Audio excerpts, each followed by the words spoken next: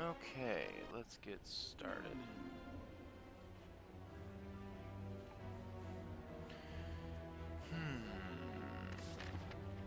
We do have an early shop here. We can place get pretty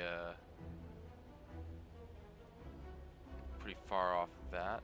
Might be able to just slingshot our way up into victory here with it.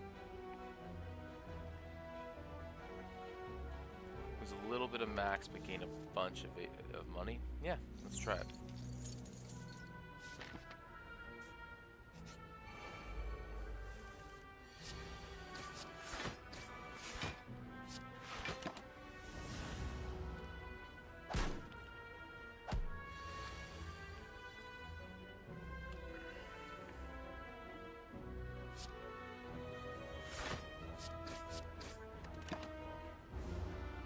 That's pretty good.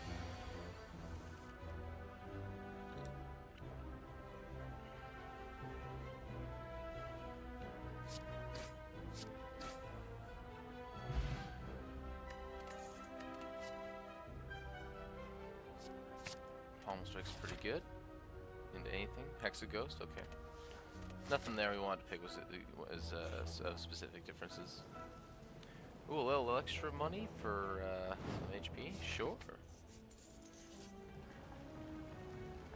Ah.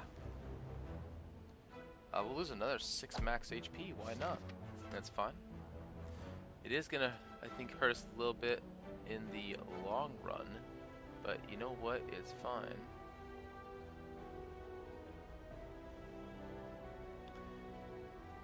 And yeah, let's just give it a little try here.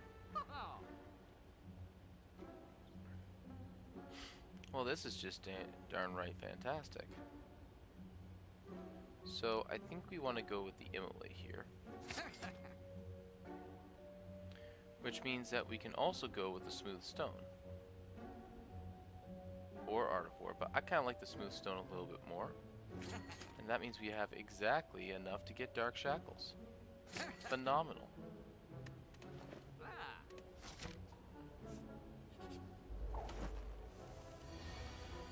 Look at this.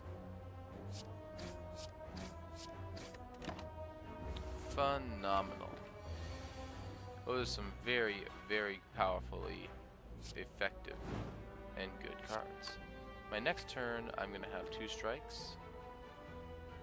For sure, if I get a 3rd strike, that's fantastic. Taking 0 damage here, amazing. If I get a 3rd strike, I just win. Excellent. We got ourselves a Fear Potion, very good. In this case, I'm thinking that we just grab ourselves a little Thunderclap. Maybe a Shrug, but a Thunderclap is pretty good here.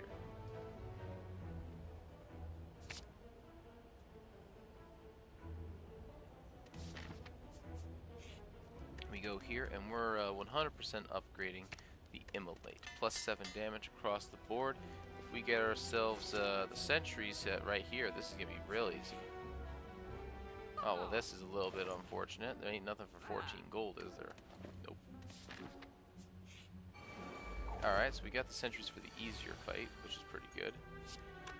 This unfortunately does nothing for us.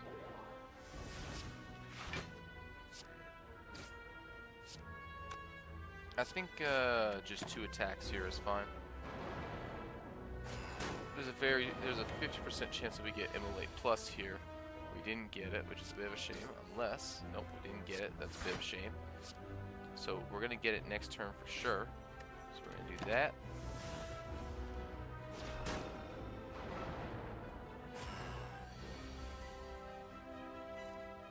I'm gonna do this first. That brings this down. That does plus 14. So that would be 30. That is exactly 42. So this actually takes it. Also is technically 10 block. And as long as I draw 1 at strike in this turn here, this guy here is dead. Excellent. Took minimal damage. White Beast statue is a very good pickup. We do not need another cleave because we are not going to be getting the tri-sentries. We're going to be getting one of 2 things, which is we are either getting Lagavulin or we are getting Gremlin. Either case, Lagavulin or Gremlin Knob, we are very good in this case because Dark Shackles just ruins them. Immolate is not the greatest card against them, but it is not a bad card. Wild Strike does add another problem to our deck, which I don't really like that much, but it might be a way to deal with individual bonks, and I've had a good stack on single target damage if we need it. This is also not sitting correctly. There we go. That's much better.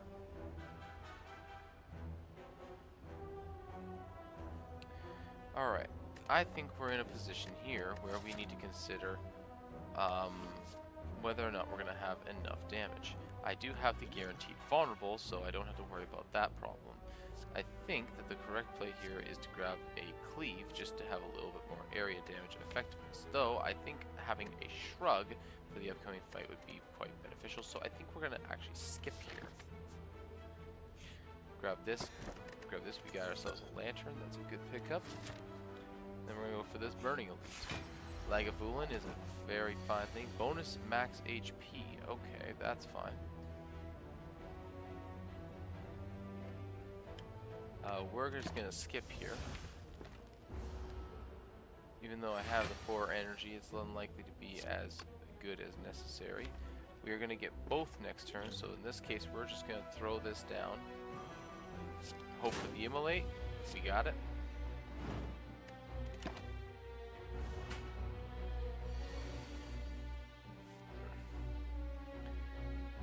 In this case, we are going to block at least once. I think we'll block twice, play 1 strike, and I'm going to get up and deal with that cat real quick here.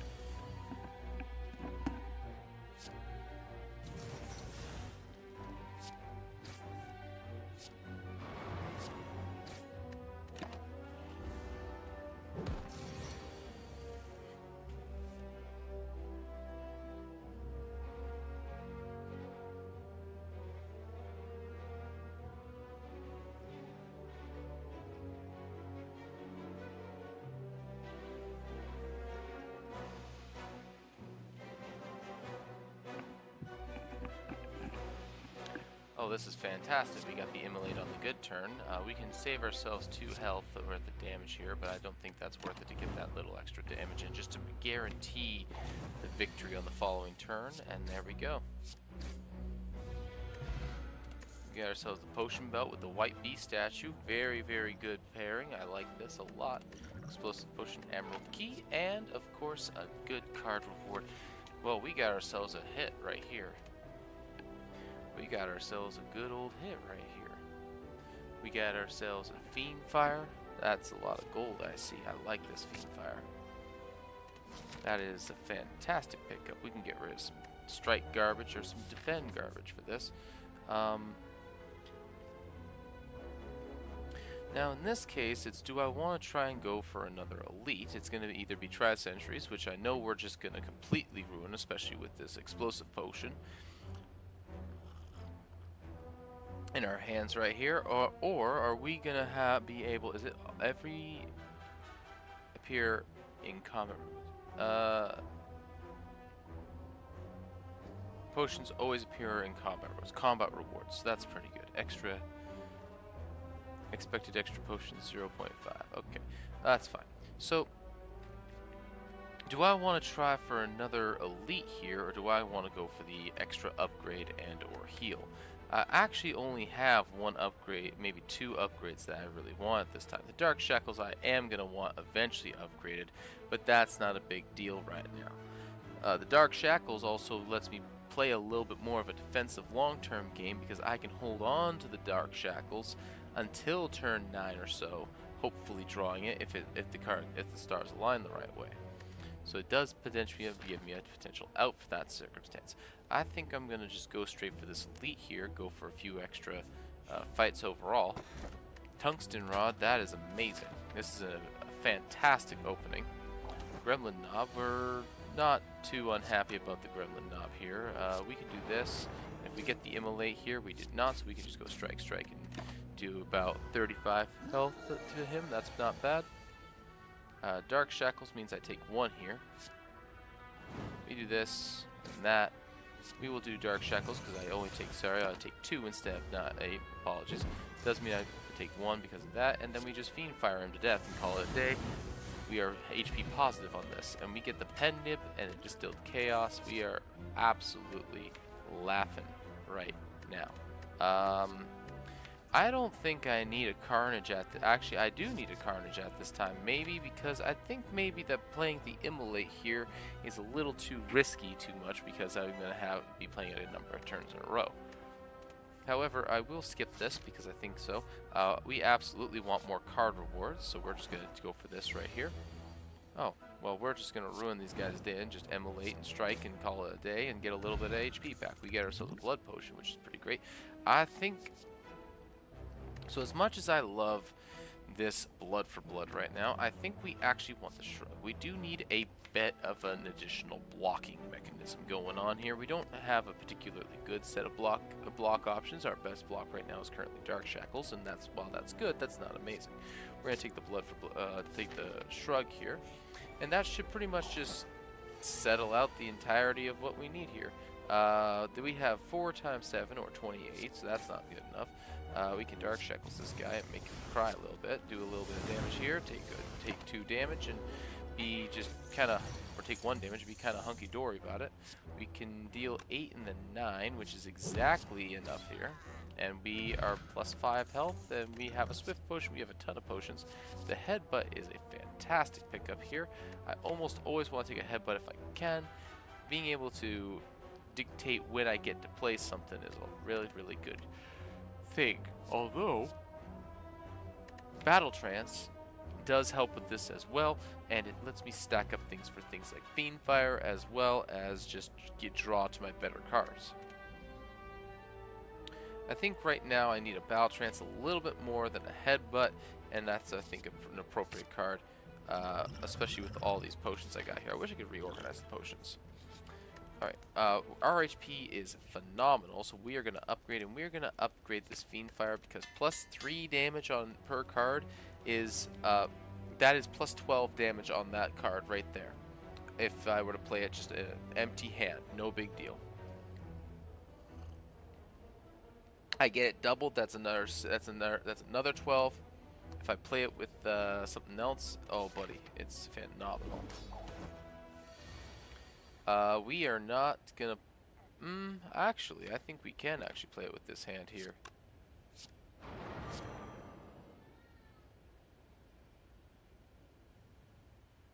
Yeah. I'll play it with that hand there. That's not the greatest way of using it, but it's not a bad one. It's a bit of a shame that we're dealing with this. I'm gonna drink this here. I'm gonna get a Shrug going. Dark Shackle's perfect. Which means that we actually want to... do I do more if I bash or if I Immolate? I think I do more if I bash. Because next turn, I might... There's a small chance that I get the Immolate next turn, and if I get to double that, it is going to be phenomenal. Oh, say goodnight, buddy. Boom.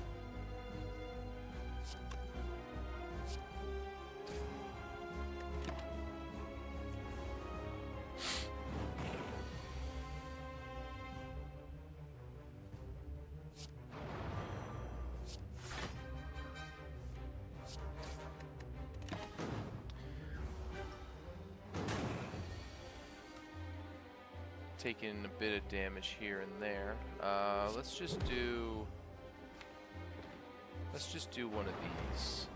Set us up for the rest of the fight. Ah, good.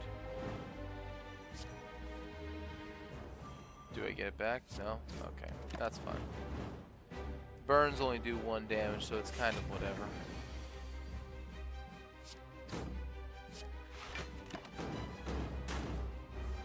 Alright. That's fine. Oh, good. Oh, whoops. Order. That's fine. Alright, get the Power Potion. Now, I don't want a second Fiend Fire here, but as much as that would be absolutely fantastic fun, I need some serious blocking, and the Impervious is going to help us a bunch for that. So, Impervious it is. So in this case, I actually kind of like all three of these a little bit. I'm not playing a ton of cards every turn. +1 energy may make a case of changing that though. Calling Bell is just generally a good time. I almost always enjoy a good little bing bong bing bong. Taking whenever I lose HP, drawing a card is really nice. However, because I'm going to be looking to use the Dark Shackles on a regular basis, I don't think I actually want to be doing that. Now, I am looking for Toy Orthogonocopter or something rather, whatever it is, because I have the White Beast statue. If I see that, I'm snap picking that, because that means that I get healing of +5 HP every single fight, almost. In that case, it also means that these are all really, really good. I don't have to worry about most of these hallway fights, because I have really good potions for dealing with stuff like that. So I think that the correct answer here may actually be the Calling Bell. Well, I'll be Red Skull, Paper Pog, and Voodoo. Oh, that's all the scaling we could ever want right there. Champion, good, good. This is a that Bing Bong giving us 3 scaling relics is insane. We're leaning in on the vulnerability damage a little bit here. And then we also have the strength game. We're going to have +2 strength at pretty much any given time. And then we're going to have +3 strength once we get down to 31 hit points. That's pretty awesome. We can look for a shop here. We have 300 gold. Not gonna lie, I kind of like taking 2 fights, 3 question marks into a camp, into an elite, into a shop, into another elite. And then we can decide if we want to just go for another shop, or go into a campfire, or just go for another elite and go from there. Whew. Excuse me. Let's start with a power potion here. In this case, I think I'll take the Metallicize. It's a pretty good card. Oh, let's just do her in right here.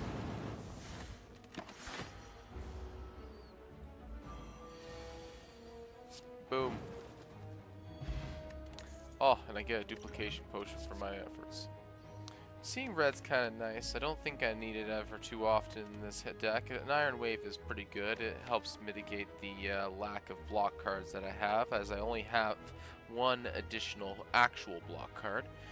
I think that this Iron Wave is fairly welcomed, but I think I want to pass on this for now. I kind of don't want to take comments unless they have a plus. Alright, well, let's just burn these guys up a wee bit. I can actually just kill one of these guys, but if I do this, and then throw the explosive potion, I actually take only 5 damage instead. Or 4 damage, rather. And then I just kill him next turn. There you see, there you go. Oh, another duplication potion. That is amazing.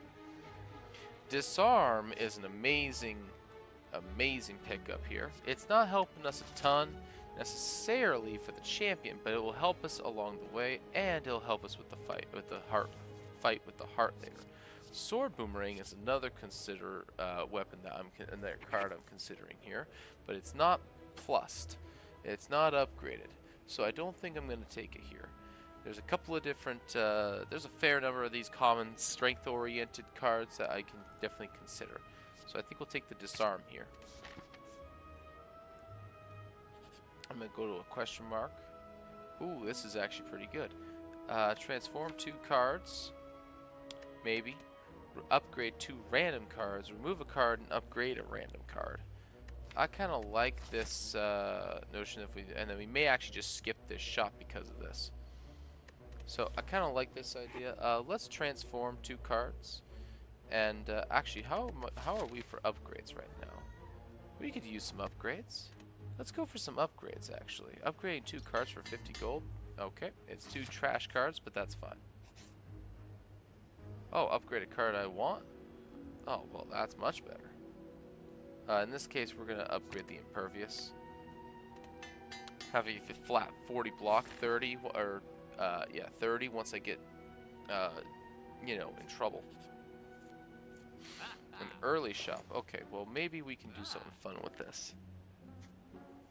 I do like this Abacus buy right here. So I think we'll grab the Abacus. And I think we're just going to move on. I don't really want to do anything about them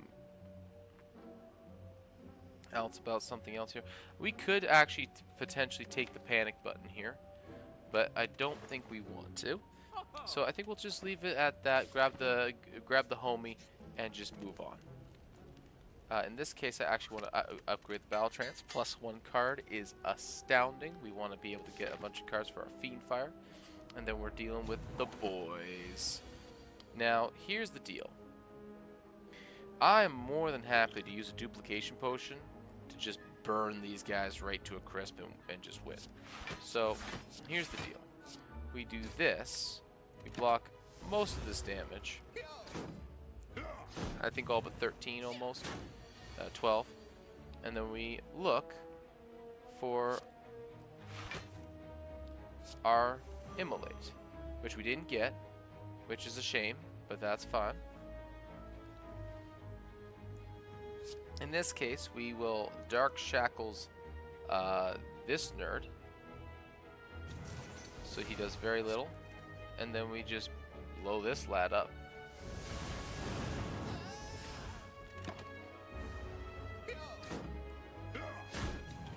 So we only take a little bit of damage. And then, actually, I think I can just kill them both anyways. This does 60. Oh, 60 flat. Oh, they're so dead. That's a shame. 105. Bag of marbles. Skill potion I don't really want to use over this. Feel no pain. That is a perfectly fantastic pickup. We're going to take that. We're going to skip this shop. I think we'll take this shop here. We're going to get about an extra 45 gold, which puts us into the 200 category, which means that we can probably afford maybe 2 cards sometimes. Definitely afford a relic, and I do want to try and see what relic was it? Not Bag of Prep. We already saw that. I don't remember what it was now.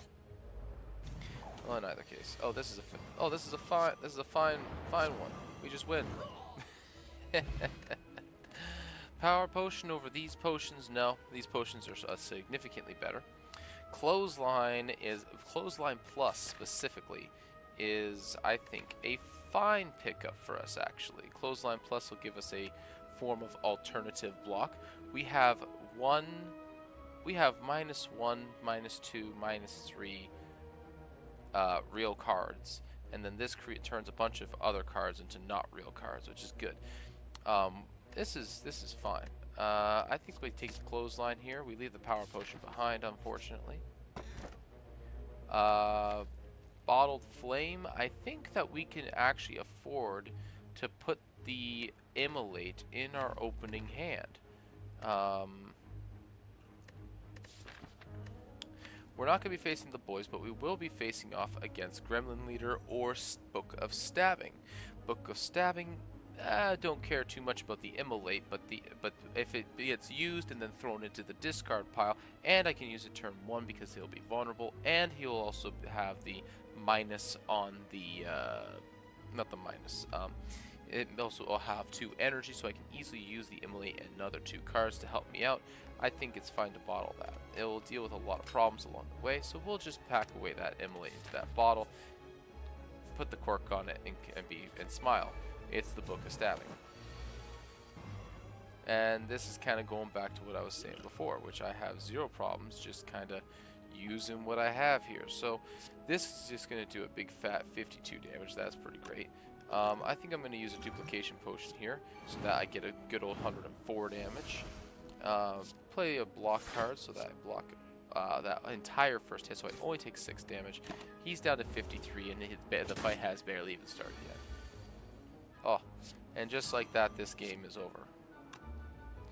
Just for good measure, we'll play the Feel No Pain and just chuckle as we have a ton of blocking as we kill him.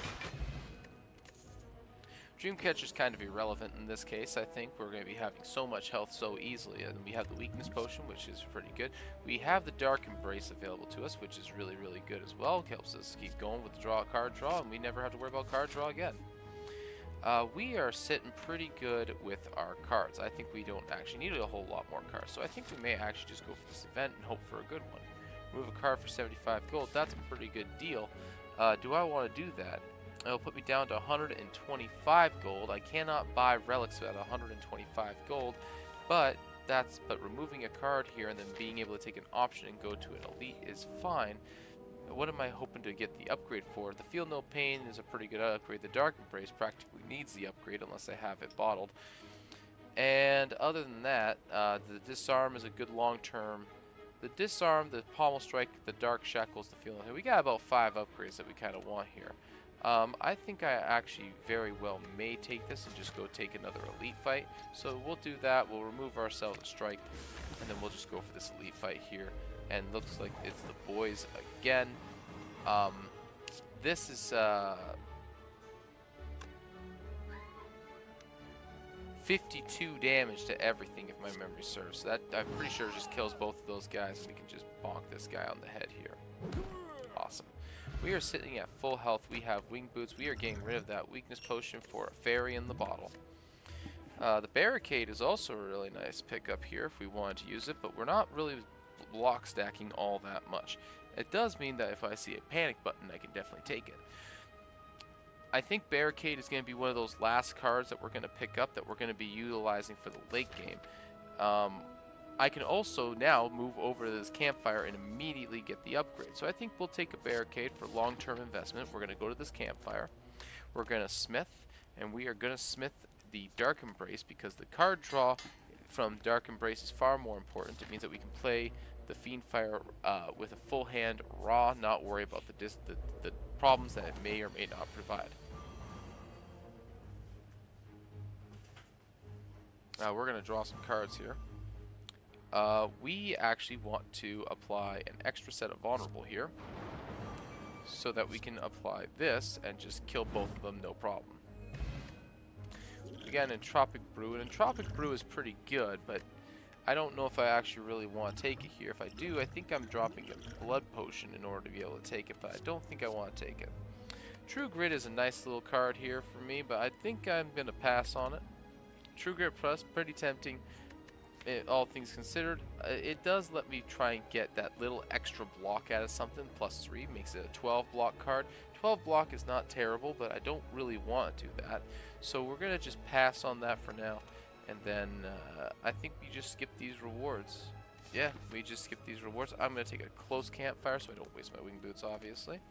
We're going to smith, and we're going to smith that barricade because that is a big boost that we need on that cost.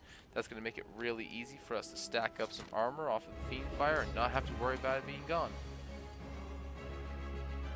Naturally, of course, we're going to play the offense, defense.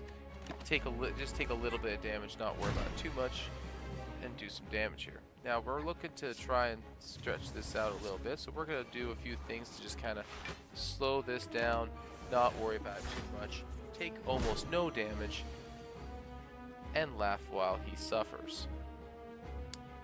He's doing a big fat 24 damage here. We're going to just set up the vulnerables.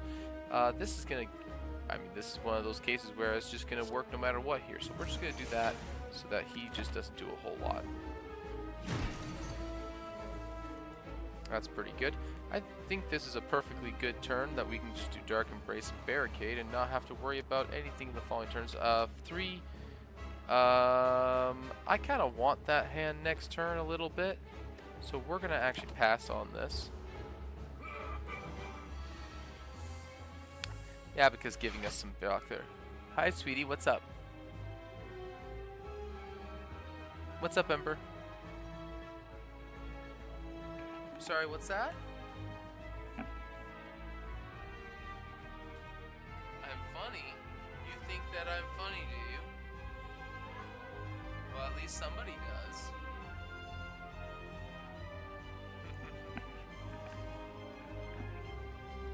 So this is one of those cases where I think actually in my best interest to play the Impervious to start block stacking, because it's not going to get any stronger than this. That's pretty good. And then we're also going to just play, we'll play a Pommel Strike just to keep, and we're going to play this because we want to actually cycle through our deck as quickly as possible, because all of our good cards are on top there. Although I will be able to get a weaken off this turn, which is pretty good. Maybe.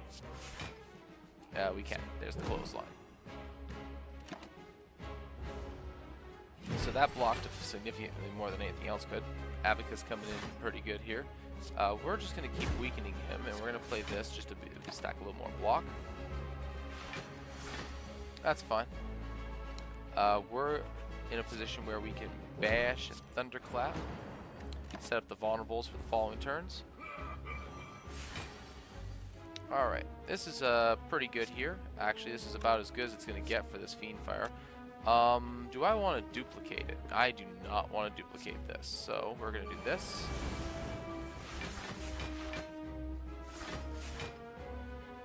That is fantastic. We're going to do that. And then we can go for... We're just going to go for a shrug here.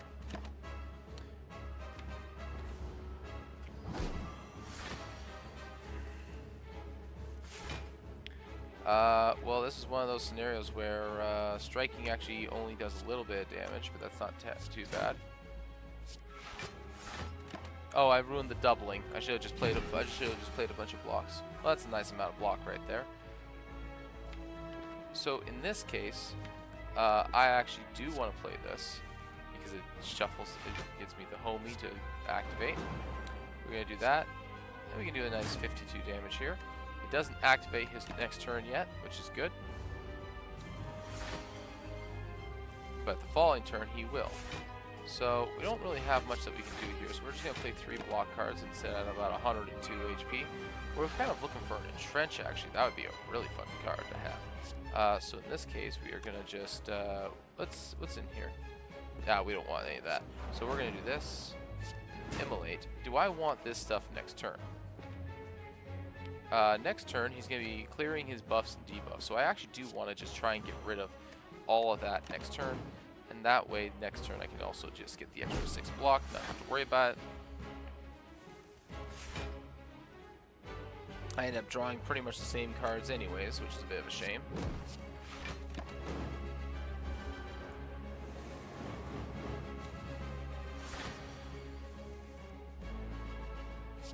I'm going to draw some cards here. Excellent. We'll do that, and then we'll play the duplication potion to get boom, pow. And then from there, that's a Pommel Strike, right? Yeah, that's a Pommel Strike. So we're just going to do this. We're just going to drink this, get the homie out. Yeah, it's vulnerable for another turn. We're sitting healthy with a big 86, 88 block, which means he's going to do nothing this turn, which is phenomenal. And he is vulnerable again, so we get another 52 damage, which is fantastic. We do that. We also draw all of our 2 costs, which is a bit of a shame, because I don't want a bunch of 2 costs this turn. We're going to take a bit of damage here. Specifically 21 damage, which does not put us inside of our preferred damage threshold, which is a bit of a shame. He is dealing 48. I'm going to have 10 damage, or block 10, which is insufficient. So we're going to drink this blood potion. We're going to block twice. And then we're just going to slap him with the sword because we can, because it increases this along the way. This puts us into Red Skull range, which is phenomenal. As long as we can get a sufficient amount of offense off, which it looks like we actually can't, which is a real shame. We're going to be using that fairy potion, and we're seeing the real...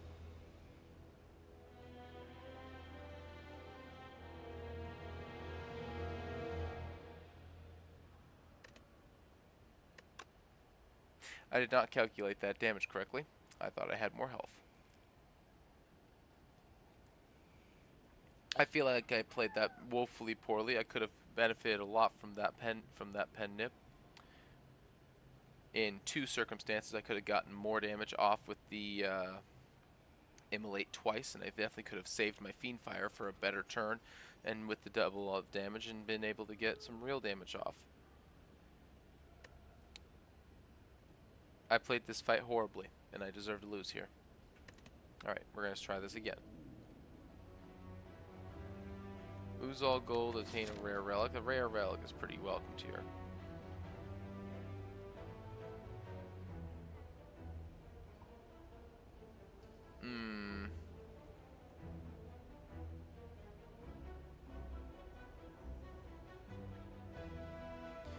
I kind of like going this way here.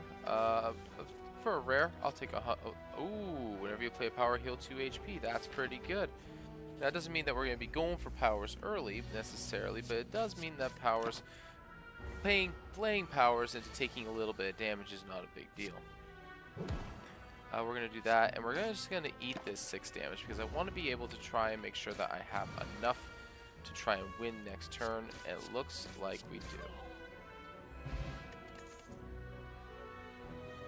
Our fight here is against this. I think we can afford to take the Twin Strike here, just because it's a significantly more damaging option.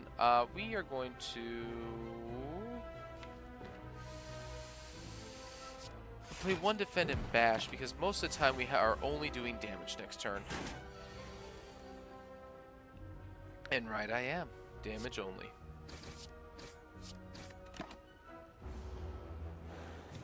Alright, now as long as I get 2 strikes here, or 3 strikes, sorry.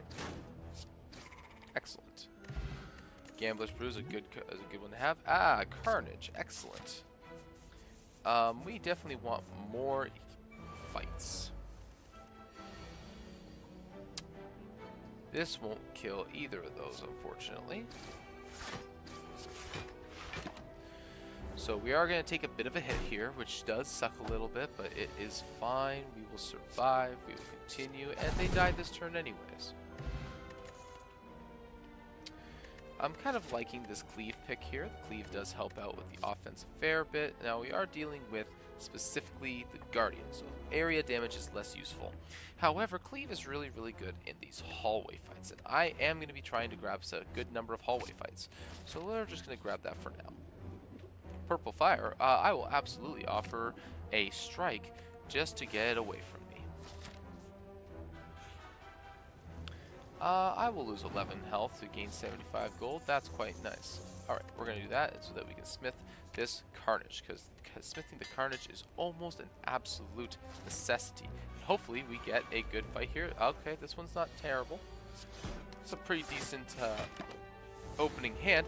It puts these guys into Carnage kill range, which means as long as I don't botch the Carnage pickup here, I botch the Carnage pickup, we are going to drink this because we want to get rid of these 3 cards so that we are guaranteed to grab the Carnage, which means that we can kill this with absolute certainty.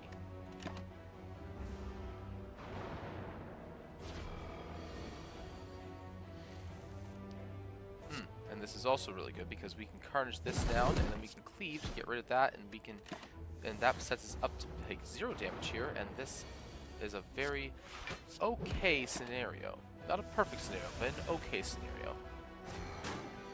We're looking for some strike cards here. Alright, we got 2 of them. That's really, really good. I'm looking for, as long as I don't draw all 4 daisies, I win this fight. Well, shit.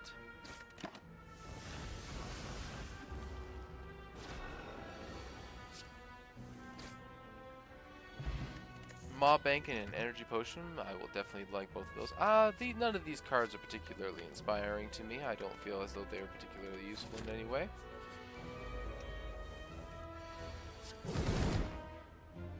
I'll Carnage and then just simply block so that I don't take as much damage here. And then we just Twin Strike, Strike, and laugh as he dies quickly. In this case, Inflame is not a bad pickup, although I really like this Clothesline. It's a form of alternative block. We have a 50% chance of getting Lagavulin and a 50% chance of getting Gremlin Knob, both of which Clothesline is quite good into. And then, of course, we are dealing with the Guardian. Clothesline is good into this creature, into this opponent as well. Eternal Feather of the free HP, we like that. Carnage to get rid of the big health one, and then we're just going to strike the small health one so that maybe we have enough damage sometimes to kill that next turn. If I get 2 strikes, I just win, which is really good, which means I only take 3 damage.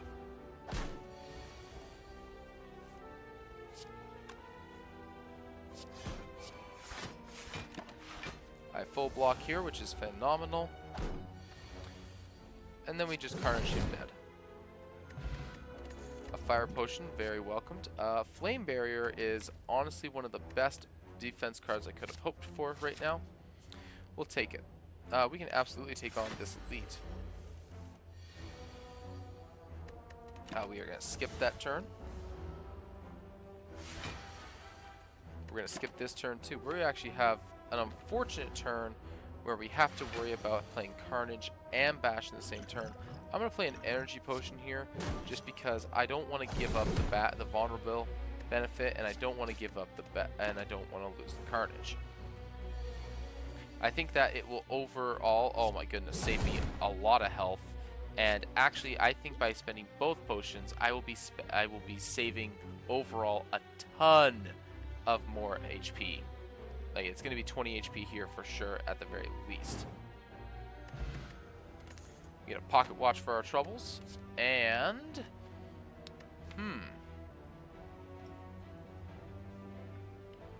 Dark Ashura, thank you for the hydrate. I don't have water on me. I have tea, but I'll drink it nonetheless.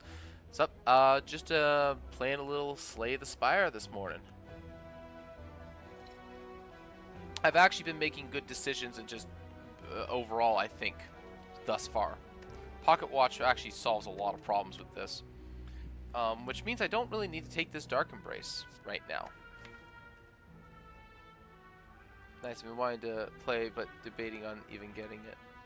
Well, I would say if you like games that you want to be trying to plan everything out, it's a really, really good game for that. It's one of the games that I think that if you like deck building and if you like roguelites, it's a game that will just continue to... It will continue to and continue and continue to get you. It will be. It's a great game. It's one of my favorite games. It's a really good game. I would highly recommend it. But it may not. But if it's a game that you don't particularly like, then that's fine. I love deck building and roguelikes, yeah. But the reason I'm doing it is I bought a lot of games already this year, so there's my backlog and the new games. That's a fair statement. What I will say is that this is a really, really good game that you don't have, because it's a game that you can kind of just play in an hour or so, or, well, depending upon how fast your runs are. This is one of those things where it's just like, if you only got a little bit of time and you don't want to get into something that requires a commitment, then this is a really good game. You can also get it on mobile, so it makes it for, in my opinion, it makes for a very good mobile game.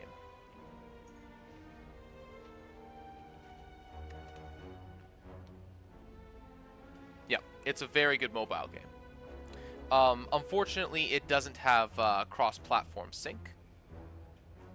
This is I do have it for mobile, and it is I played it a bunch on my phone. Until a buddy of mine introduced me to Limbus Company. Seems like Switch, Steam Tunes. Yeah, it was out before those were a thing, if my memory serves. This is a fairly old game, honestly. It may have come out after the Switch release. I don't know. I know it's on the Switch, but yeah, it's a very good game. It's definitely good for mobile for sure. Do I want this Dark Embrace? I don't know if I do, actually. What's that? She just wants out. It's 6 a.m. Like... Quiet, Luna. What's that? Yeah. One moment, I gotta... it's Luna. Like the moon. Stand by.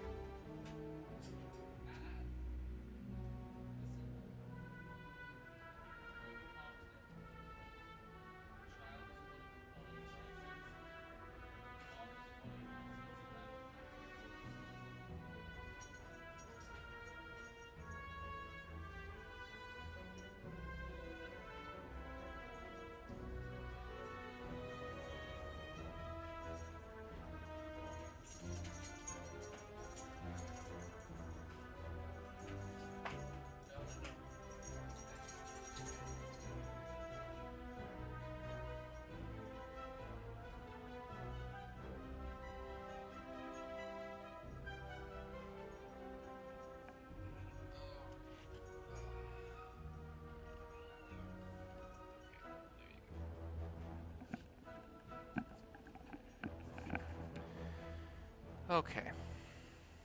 Alright, there we go. Let the dog have her crate, and then the kitten doesn't want to be anywhere near her right now.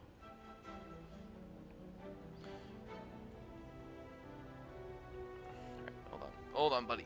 Okay, come on. There we go. Alright, I'll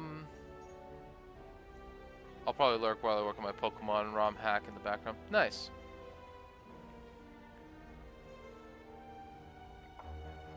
Sounds good there, bud. Let's see here. Dark Embrace, Judgment. I don't think I actually want either of these. Dark Embrace is just a dead card. Judgment is a bit of a dead card. We're not really gaining block right now. We could pivot into that a little bit. That is a form of damage scaling. Wild Strike is just a bad pickup, though. We are going to go into a shop, so maybe we go for the Juggernaut and see if we pivot a little bit. We do want powers.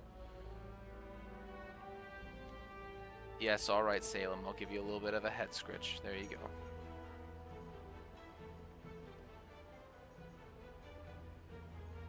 Oh, we'll take the Juggernaut. We'll go to the shop.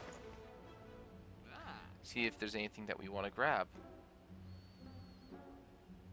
Not particularly in this case. I don't think there's anything here that we really want to grab. I should have actually considered pivoting away. Well, no. We're a little bit short. I would have grabbed the question card if I had sufficient funds for it.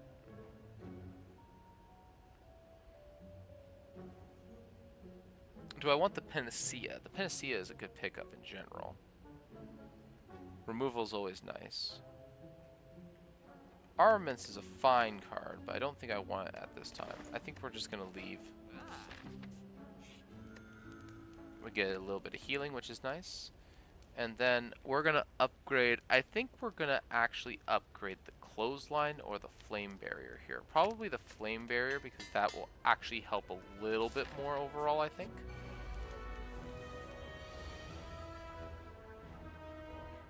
Eight, and then this becomes 12. 8 and 12 is 20. That is insufficient for this, although it's sufficient for any of these guys. This is also 20, so it's insufficient that way also. We're going to do this, and then cleave. We take a little bit less damage. It sucks a little bit still, because this fight is really rough in general, but it's fine. This is 6 damage. This is 21. This is 12 block, which does full block. That actually gets rid of this. That works out kind of nicely, actually. This guy's basically dead. And that kills him. Excellent. I actually didn't take a whole lot of damage there, fortunately. I don't think I want this card. I think we're just going to skip this. And then we're going to go for an upgrade here, because 55 HP is plenty. And we'll upgrade the Clothesline.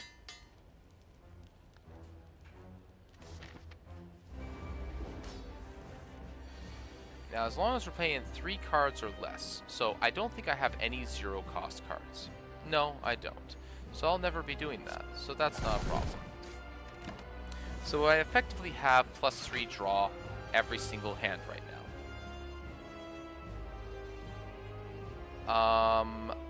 Let's see here. That's 14 damage. That's also 14 damage, but this applies weakness.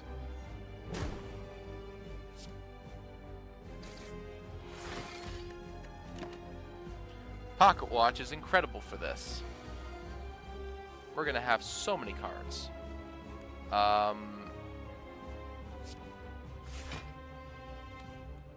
I think we just full block this. I think we can just take 1 damage here. It's fine.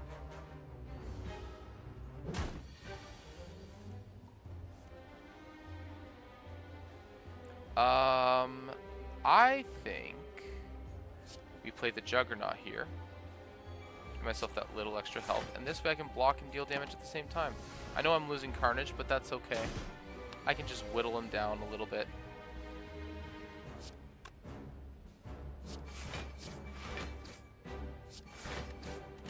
That's 15 damage for defending. I think that's fine here.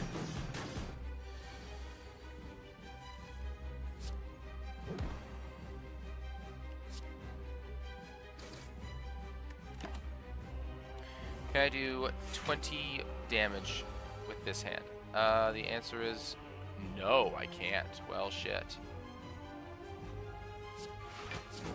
Oh wait, yes I can. Ha ha ha ha ha. No. No, I can't. I only have 3 energy. But that's okay.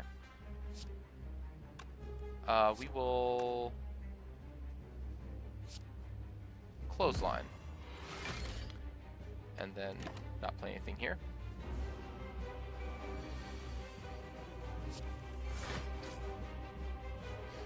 We'll actually do this. It's going to be net better because then we get the block when we really need it.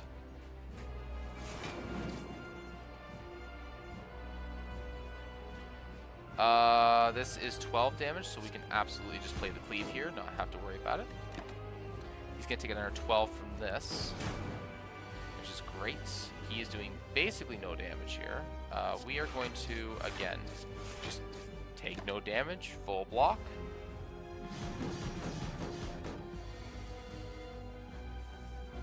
We're going to bash and then strike this turn.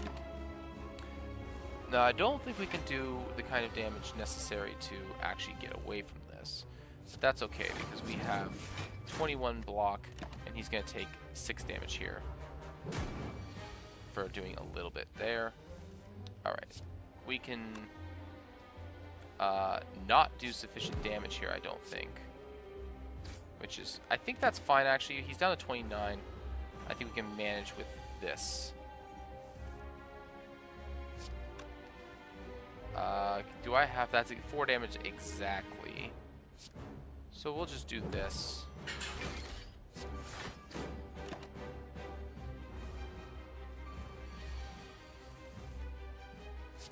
Oh, excellent. We'll just play the flame barrier and the block. And he'll just kill himself off of my wall. So we have a clear problem right now. And that is that we don't actually do a ton of offensive damage without the Carnage in play. Now with the Carnage in play, we do plenty of damage. Vulnerable you put a little bit of vulnerable down, you're doing 40 damage with a Carnage. What the... Luna!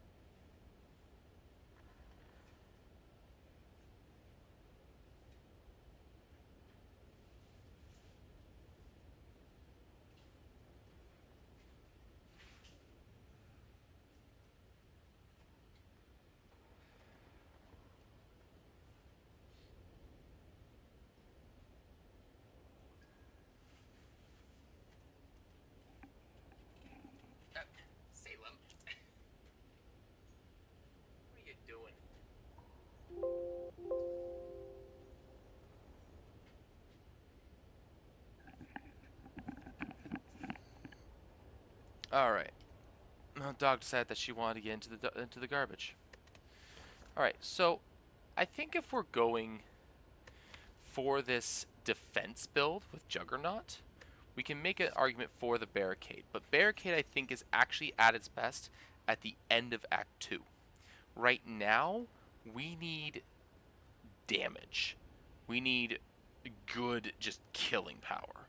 The first portion of Act 2 is all about getting enough kill power that you can just take out the elites, right? You need to be able to do like 50 damage in... You need to be able to do about 100 damage in 2 turns. You stink, Salem. What the hell, man? Yeah, I said it.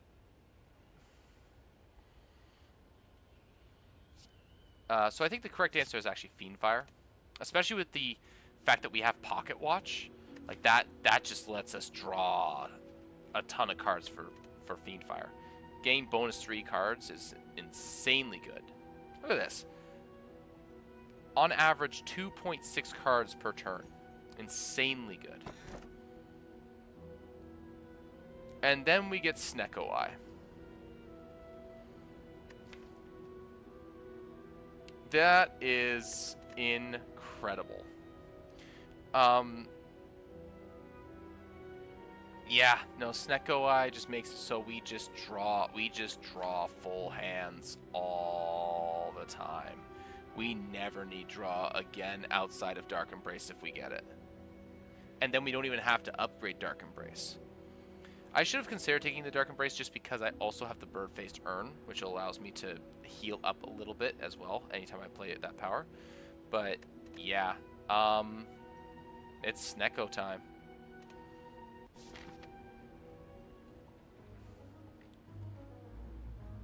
Okay. So a couple of things. So Bronze Automaton, excellent. We can probably go for this elite here. Maybe. We'll consider it. I kind of like this shop here. Let's see. There is... It's only elites into camps, and then we can go to another elite. Over here is elite or camp, and then here's a camp, and then it's elite. Okay. So it's pretty similar either way. One direction is 2 camps, and our direction is... There's 2 elites, but there's 3 elites. We'll go this way towards this shop, I think. There isn't a later shop there. No, there is not. Ads starting in 1 minute. Okay. Well, I have ads coming on Twitch side. So they are coming in about a minute. So we'll get through this this little fight here real nice and quick. That is a awful roll on a turn that I don't mind. So we're going to actually have a full hand here. A full 10 card hand. Which means that we can just play this. Oh, and just win.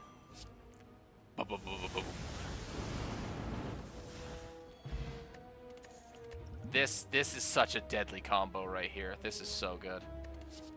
I mean, I think I can take a perfect strike here just to kind of like draw through my deck a little faster. But yeah, other than that, I don't really see another card that I'm going to want here. I'm going to take the perfect strike. We got ads, so we're going to let the ads play through. I'm going to go get myself another cup of tea or coffee or something, and then we'll be back. We're going to pause for content for ads. All right, Salem. You're going to have to move, buddy. Come on. Come on. Okay, there you go. Actually, here. We're going to put you right here.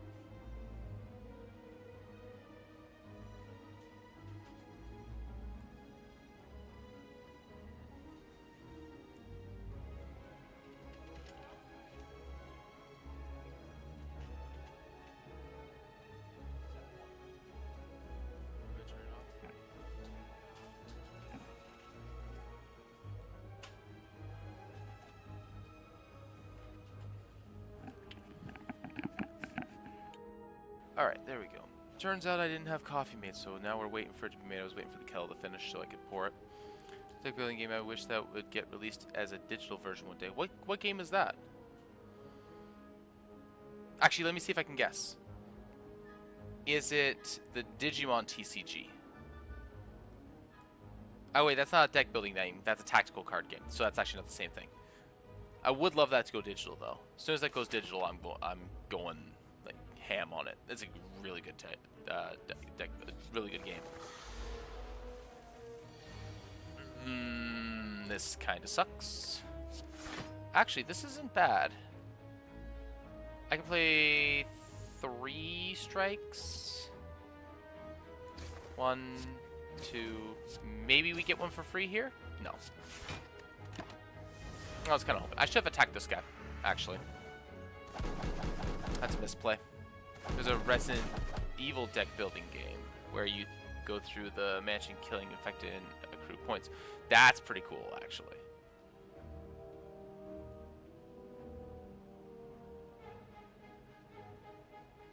Alright. Ooh, what do I want to do here? Do I just go 1, 2, 3?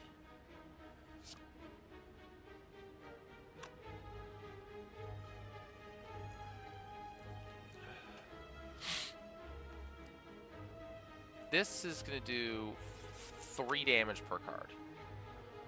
So 1, 2, 3. Well, if I do 1, 2, it hits 4 times. So I can knock something out of the sky. So I can knock this guy out of the sky, for example. Which I think I'll do. Actually, I can do one better. He only needs to get hit 3 times. So I can do this. And then this. There we go. Only takes 6 damage this turn. Yeah, I don't get my big hand. I only get 7 cards, but that's fine.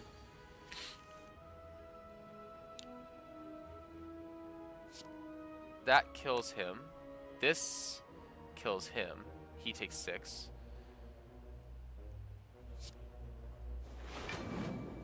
And then I can go 1, 2.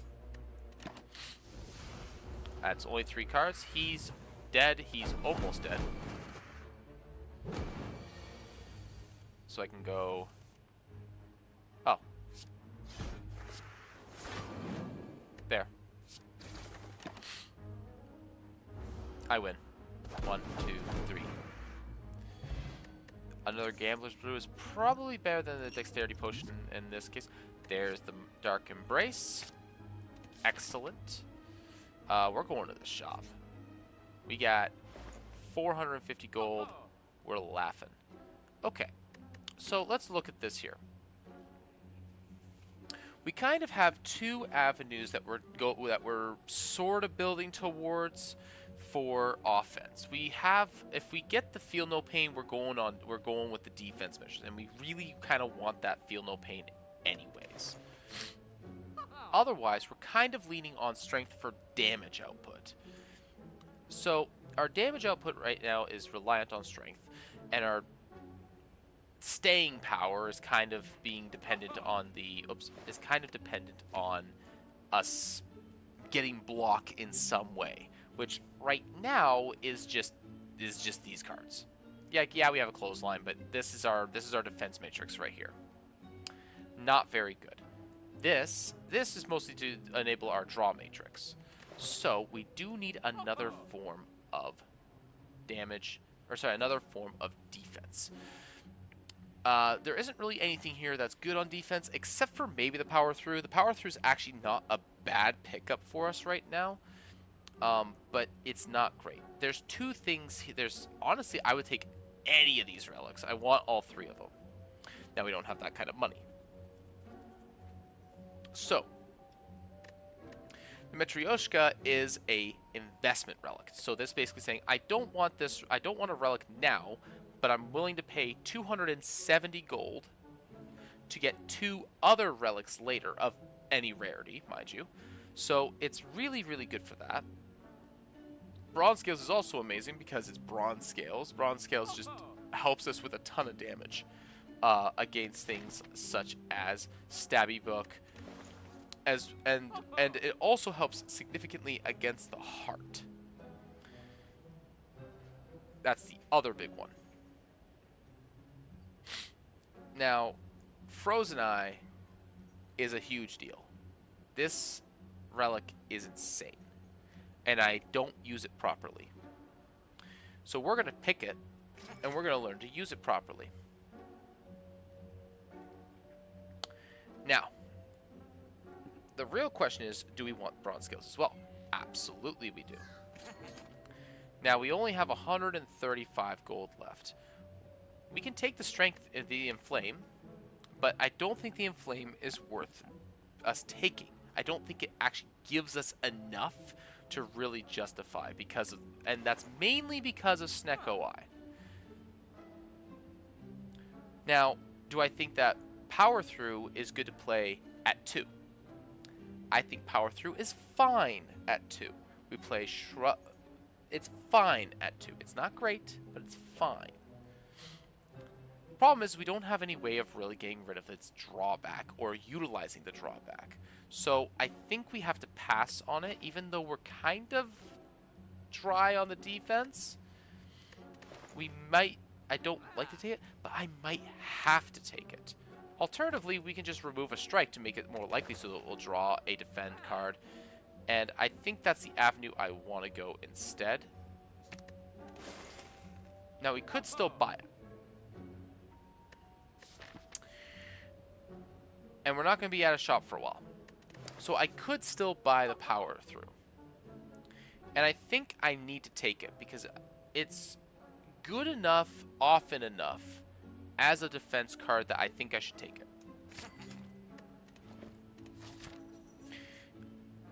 We're going to go for this here.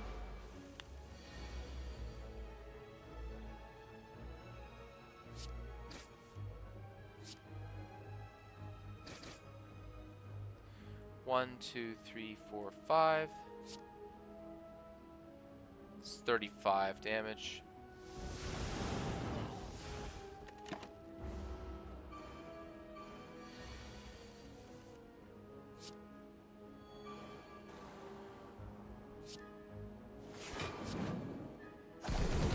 Awesome. Only 3 cards. No, we're not playing Power Through this turn. And there, so we have 9 damage on Thorns now. See? Easy.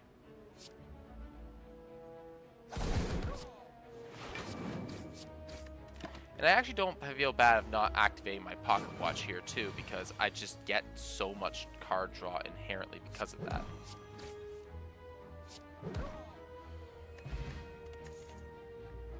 Armaments.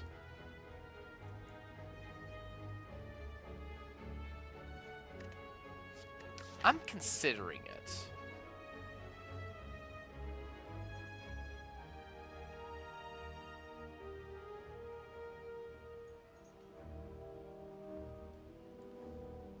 I'm considering the armaments. It would help. It would allow for me to upgrade things such as the Juggernaut. The Dark Embrace, if it costs way too much, I can bring its cost down to 1. Upgrading Pommel Strike, upgrading Power Through, upgrading any card. Upgrading Fiend Fire, making it do 3 more per card is also really good. I think I do take the armaments here. It's also a block card. We do need a little bit more of that. It goes into the Juggernaut.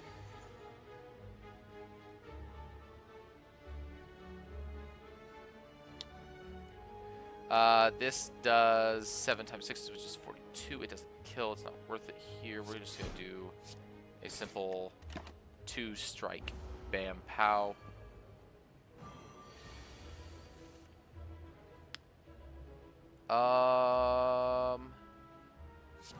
Play the Dark Embrace. Play the Juggernaut. And we will armaments the bash, I guess.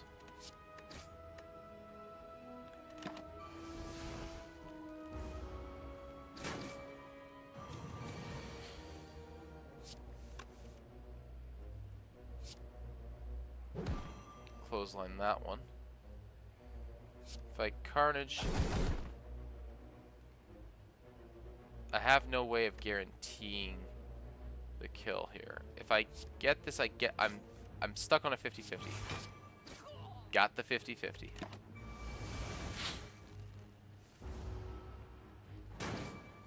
Alright, this is fine.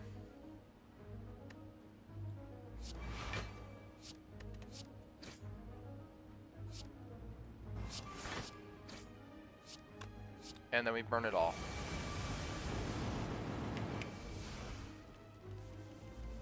Hey, there's a 0 cost damage card. Excellent.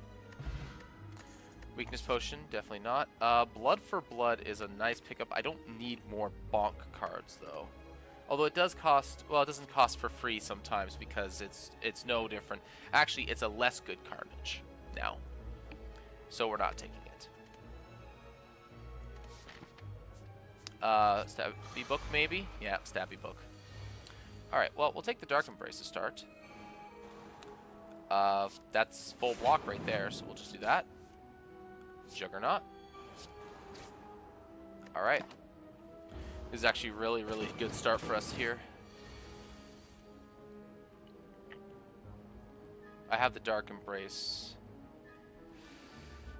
What am I getting here? I'm gonna have a bunch of block cards and a bunch of strikes with a flame barrier.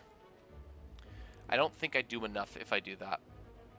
So I think it's Twin Strike. And then Fire, Fiend Fire.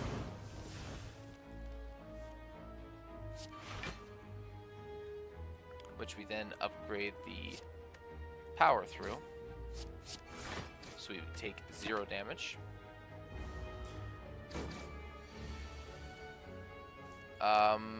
We Flame Barrier for 3 here.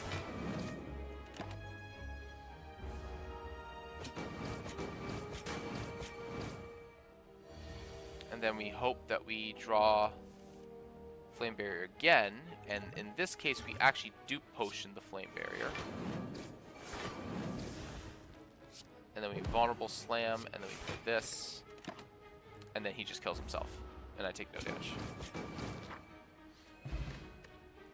Juzu Bracelets, okay. We don't want this. This is not going to help us enough. Alright. And then we Smith.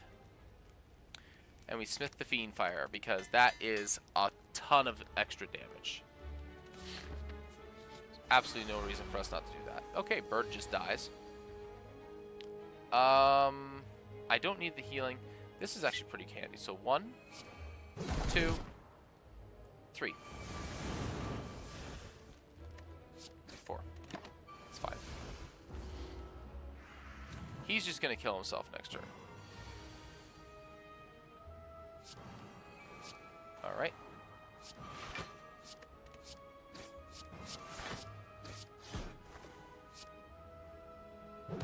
Just get rid of him. And I take 0 damage from this fight.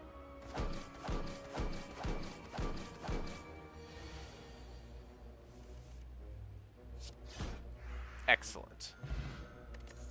Regen potion, that's welcomed. Uppercut is secondary application of vulnerable and weaken. How many more upgrades do I really need in this deck? The Juggernaut upgrade would be really nice.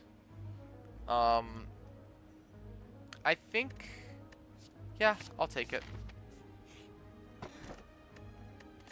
Whetstone upgrade, 2 attack cards. I have 3 strikes, so it is good 1, 2, 3, 4, 5 of 8 times. Yeah, it hits 2 of the weakest possible cards. That's a bottom 5 hit right there. We want to... Do we want another upgrade or do we want another relic? I think we're doing okay. I think we want a relic and an up... do we want 2 upgrades or we want 2 relics? Like, is that which one do we want to shoot for more? I think the one we want to shoot for more is the relic, because I have armaments to kind of deal with upgrade debt. So I think we'll just go for the extra fight here.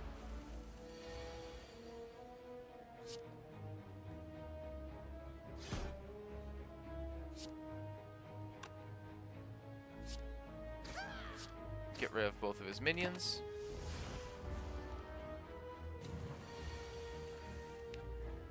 Alright, let's see here. Twin Strike. Oh, you're attacking. Hold the phone. You're just gonna come in and deal 33 damage like that? Okay.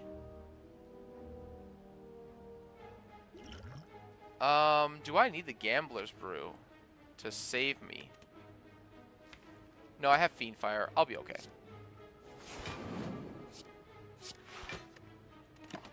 Block just about all that damage.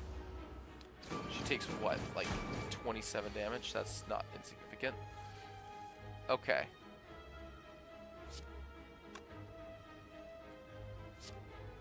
I think I actually might just... Yeah, I think I just win here. Molten Egg, that's a good pickup. We don't need any of this. Iron Wave is actually not a bad card to pick up, but I think I don't want it. The reason I think I don't want it is because my deck is pretty flush already, and I think I'm adding one more draw to my deck more than I am cards that I want to take. Ember, leave that alone, please. Ember, don't do that. That's not nice. It's not nice. Yes, Ember? Oh, you're being silly now. Leave that alone, please. Thank you.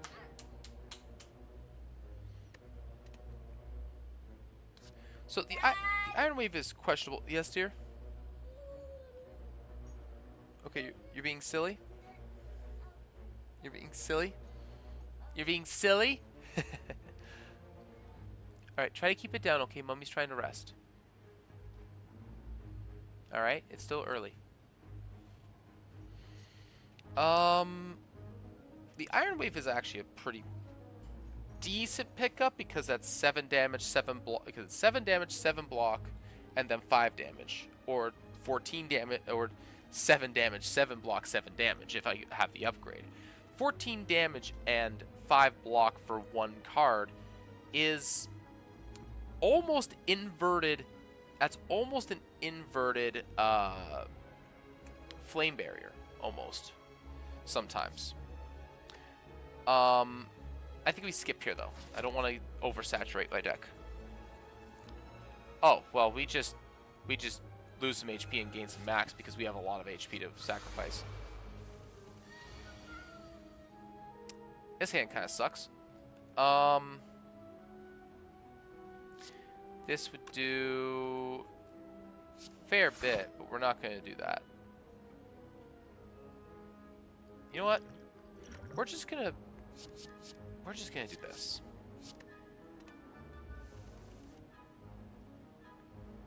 That's much better.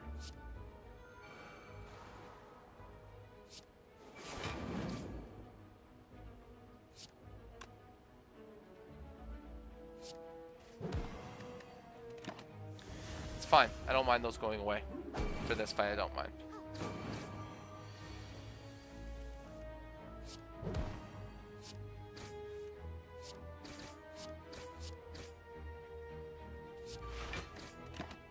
There we go. Oh, she's doing a measly 9 damage. Okay. That's alright. We'll just upgrade the Dark Embrace. Get the little bit of healing. Block, block, block. Just block everything and do some damage while we're at it. And then just kill her. This deck is really, really good at dealing with hallways. It's really good at dealing with hallways. it struggles against bosses if it doesn't have Carnage or Fiendfire doing big damage.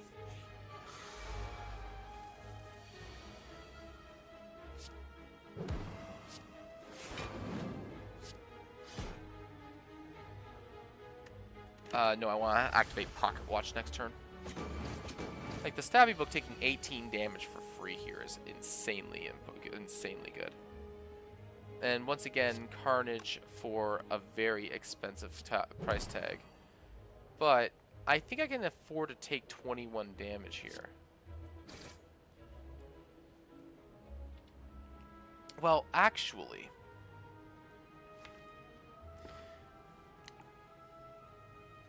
I think I just do Power Through, take minimal damage, and then next turn I just use Fiendfire with a big pile of stuff coming in. I take 6 damage, that's no big deal. And then just Fiendfire this guy into the ground. Because I have the Frozen Eye. That's a nice little pickup. Metallicize is a nice pickup here. Absolutely.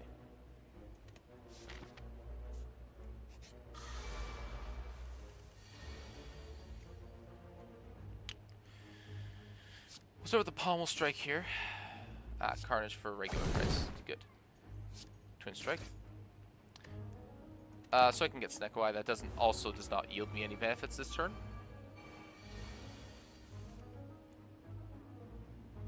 It's a little bit of a shame.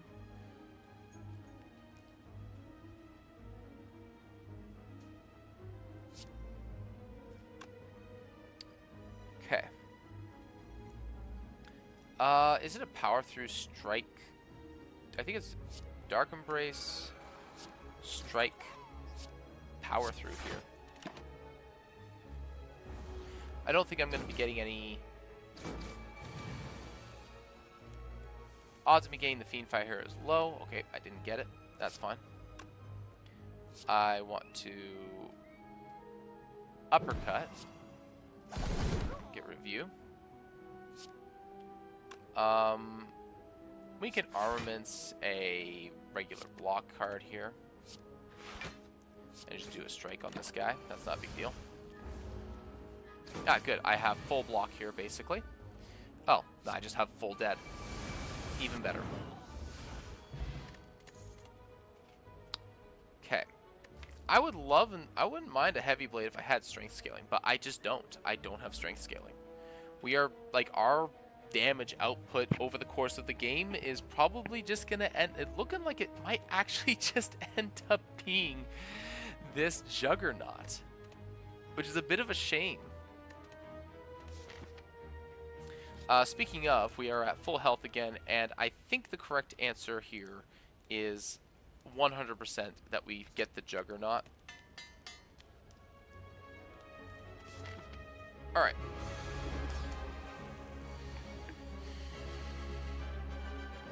Okay, let's plan out our turn a little bit here. So, we are, as it stands, we only get a 3-card turn here. So that means we're drawing 10 cards next turn.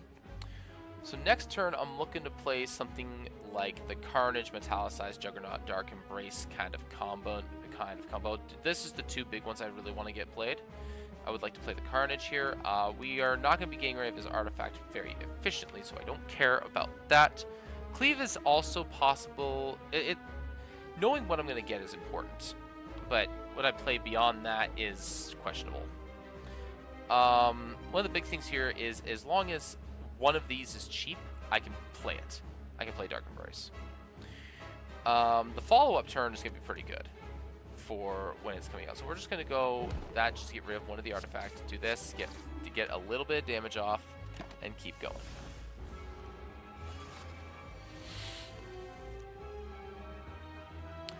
In this case, I actually want to play the Upgrade Potion because it helps a lot here. We are going to bash this guy. We are going to Dark Embrace.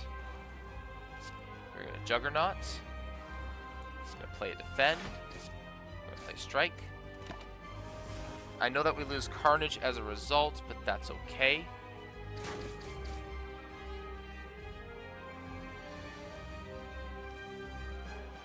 There we go. Metallicize for cheap. That's really, really good. I don't need the Fiendfire right now.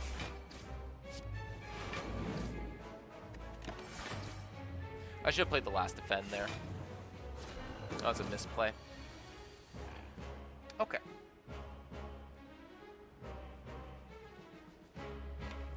This is just going to get us a strike in a random card, is it?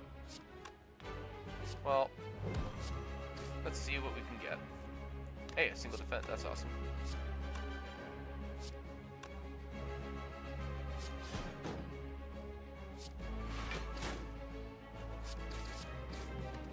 Okay. Now that we're kind of set up for this, I don't want to Fiendfire this turn. I need to get him on a vulnerable state before I Fiendfire, and I need to get it on a 10 deck on a 10 card hand. Fortunately, Metallicize is going to ensure that we're just constantly chipping away at him. Alright. Good.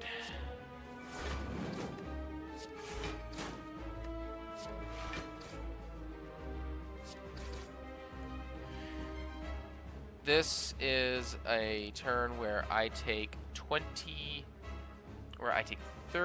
damage. 28 damage. Which is rough, but it's not the end of the world.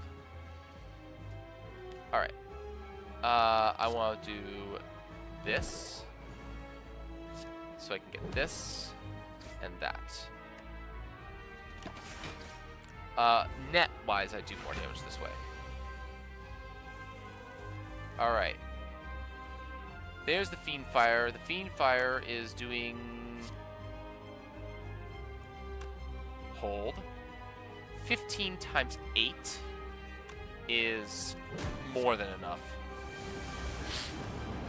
There it is. Awesome. Up. Okay, no fanfare. It's fine. Okay, do we go Fiendfire number 2?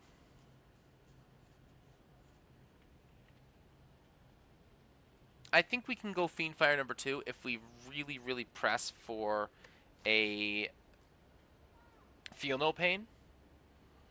We can definitely afford a second Fiendfire. And we can also do this other thing where we kind of like push for a few extra wounds or something, or even just some other garbage. We can probably get away with a second Fiendfire. The other thing also is that, well, Snecko Eye prevents us from doing it, but there is infinite possibility if we do this. I mean, this isn't really that big of a downside. +1 energy is pretty dang darn good. Imagine a Dead Branch here. Oh, Dead Branch is auto win. Dead Branch is pretty close to automatic win. Like I just need to Feel No Pain. That's all I need. I just need to Feel No Pain, and we're kind of set. I'm considering the empty cage here because removing 2 strikes is actually kind of good for us. But I think the +1 energy makes everything that we have slightly, well, it makes us slightly more reliable. But it also goes and counteract with our Pocket Watch, which we are kind of relying on for our draw. So I think it's actually empty cage, which makes our deck thinner and gives us a little bit more room to shove some slightly better cards in it, because we're only at 21 cards. Okay, that's not a bad first boss. That's not a bad first boss of the 2. We don't have any strength reduction. So, cards we are really looking for. We're looking for Feel No Pain. We're looking for Disarm or Dark Shackles. We're looking for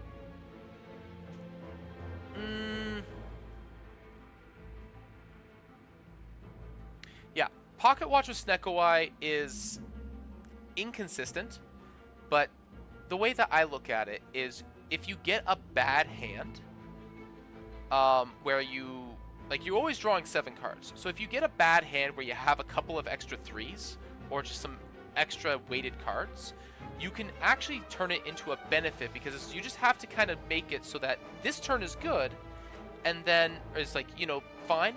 The follow-up turn is probably going to be nuts, because you're going to have 10 cards. So we have to pick up all 3 keys also right now, which is a little bit rough, which means that we have to go this way, which kind of sucks. Actually, that sucks a lot.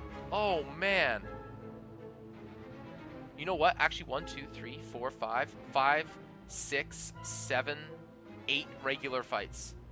You know what? I'm down for this. We're going to see a lot of cards. We might actually see what we want. And if we get into trouble, we have regen potion, so it's not a huge deal.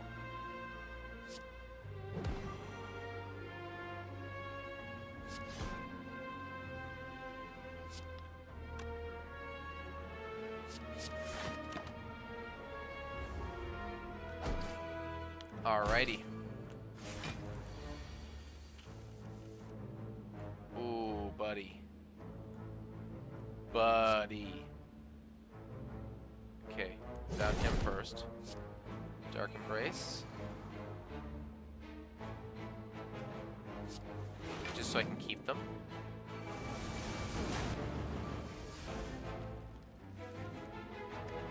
Really? Not a 0, and of course I draw the Carnage again. That's a shame.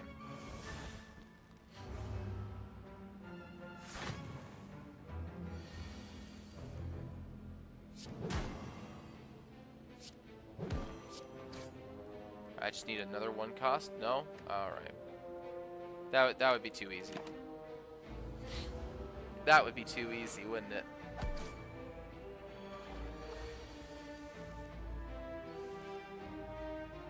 Okay.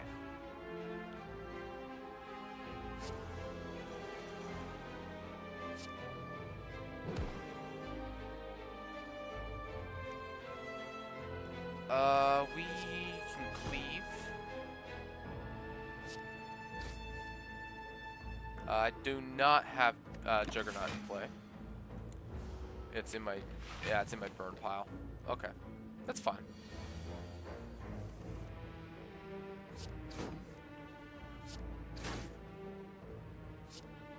And that's a victory right there, because that will kill him before the other ones have a chance to grow.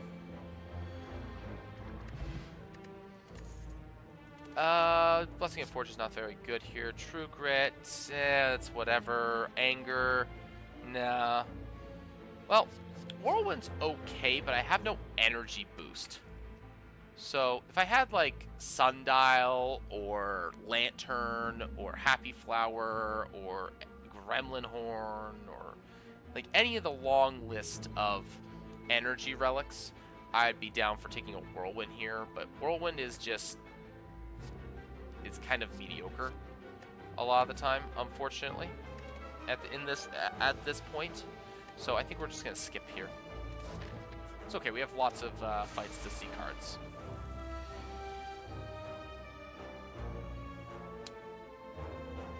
This is dealing 60 if I hit him with it, which is insufficient. Let's go for the card draw first.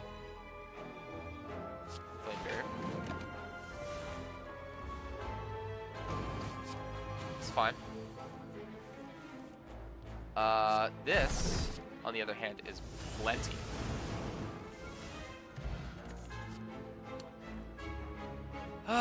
Again, not really what I need here, so we're just gonna skip this.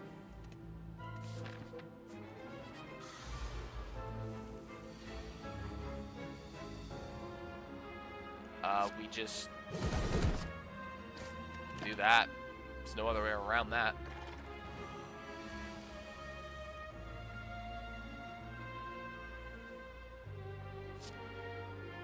Flame Barrier. What am I drawing? I am drawing a Clothesline. I don't get to play it though.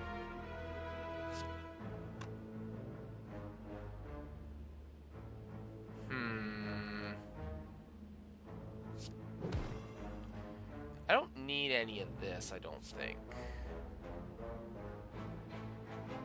77 damage is pretty good. I do have another Fiend Fire, and I have Carnage still. Dark Embrace, nice. We will do this to upgrade the free armaments so that I have 9 block, which is pretty dang darn good. We're going to extend that, we're going to do a little bit of damage, and we're going to hopefully do enough here to just kind of make our way. Okay, well, that is 11 times 6.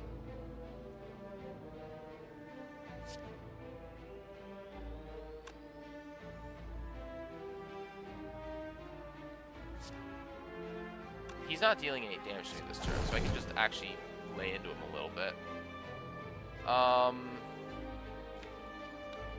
Next hand is really bad.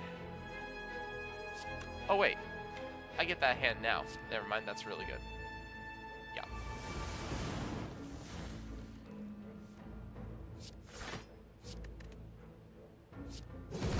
Okay, we're good. We're fine. It's gonna be the same set of cards every time, so boom. Dexterity potion? No. Nope to all that.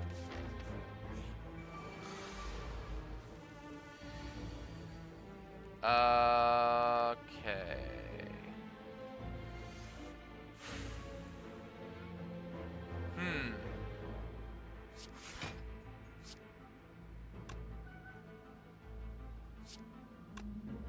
This technically blocks for more.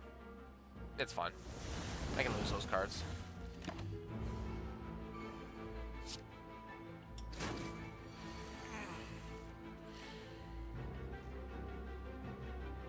Dark Embrace first. And then Juggernaut. And then Carnage. I'm not looking to Fiend Fire next turn. I'm not actually looking to Fiend Fire this fight at all at this point. So we'll actually Flame Barrier, Uppercut, and just pass. I can actually just keep blocking and eventually just win.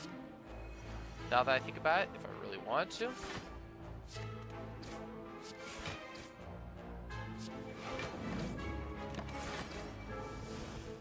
And then this guy can actually just punch himself in the mouth as well for another 9.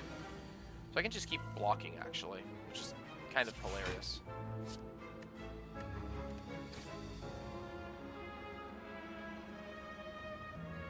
This guy's dealing 9 damage. I think we're just going to pass on this, because I get to block for 9. It's a little bit slow and boring, but it wins.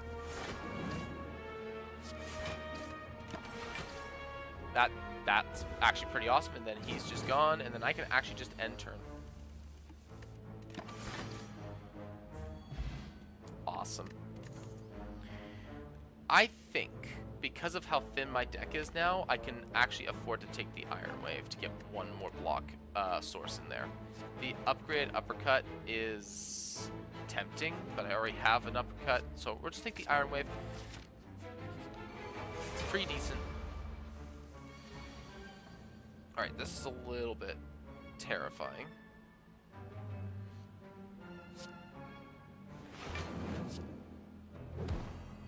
Get rid of that guy. Need to deal with this guy quickly because he's going to make it so I can't really block very well. Okay. He has 95 health.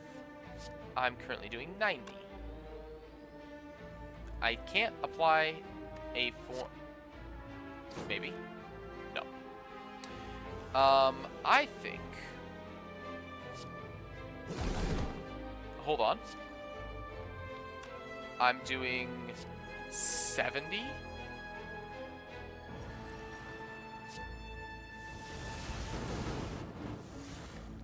Good. I can take 5 damage here. That's not a big deal.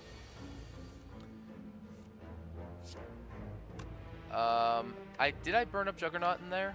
I did. Okay. So,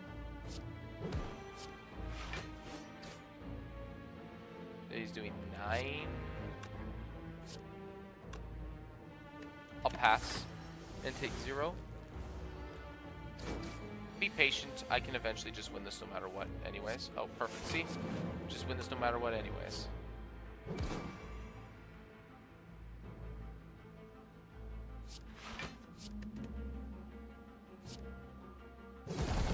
See? Easy. Don't want any of this. We do want the smith though, and we want to smith the uppercut because +1 on each of those is very, very important. We really need some good stuff. I think it's actually better to clothesline here. That blocks 6. And it's also for the next turn and the turn after. So I only take 10 here. I know he has intangible, but, you know, whatever. This is good for applying that. We need to play the Carnage here just to keep it. I'm going to play this just so he damages himself. I'm just going to play a ton of cards here. Because there's no reason for me not to.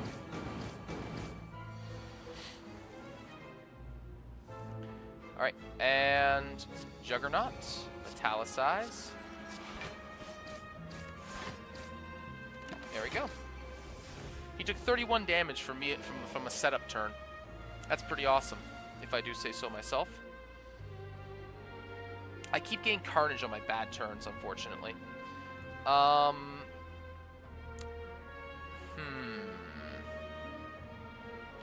we'll extend the bash. We power through because it's our best option, and then Carnage just to not lose it. Unfortunately, we are taking a bit of damage here, but it's not the worst. We have a lot of health right now, actually, and we still have the healing potion. So, okay, this is going to be 15 times 9, which I believe is sufficient to kill. Excellent. Anchor, we like that. Barricade plus. I don't care that it's plus, I just care that it's barricade. So, I think we kind of need a barricade. Barricade, I think, is a good pickup here. We don't generate a lot of block on the, on each individual turn. We just kind of, keep generally slowly adding to it. So it fits well. It lets us pick up any block card we want as well. So let's see here. Yes. Yes. We're not playing that.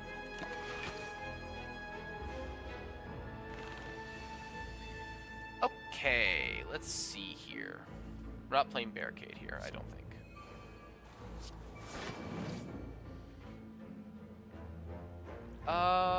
We'll just play in our block card here. Get a 25 block, block most of it. It's fine.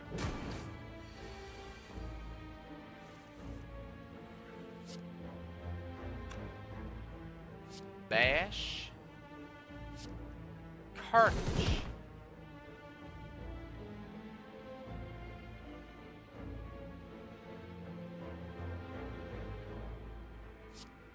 Hold on.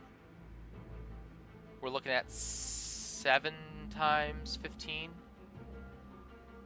Oh yeah, that kills.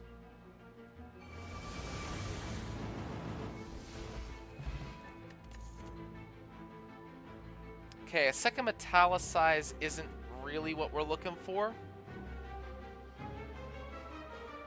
Although that extra block is really, really nice.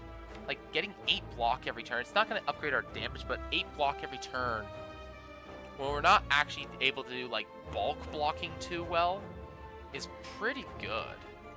It's also another power, which means you get another 2 HP out of it. We'll take it.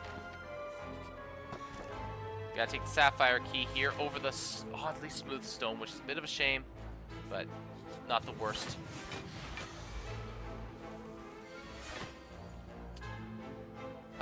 This is a bit of a rough turn.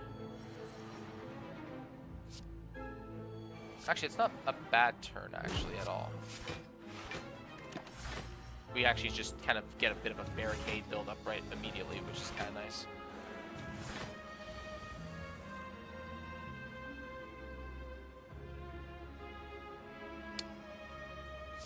You know what? Sure. Sure, why not?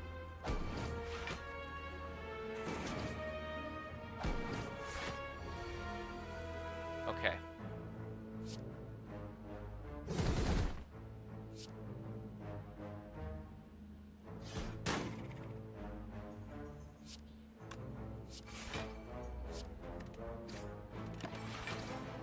I take 22 damage here.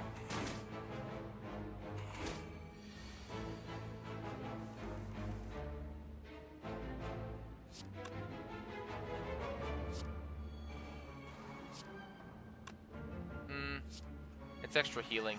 I'll take it. I could have actually just killed there. Now that I think about it. Hey, look.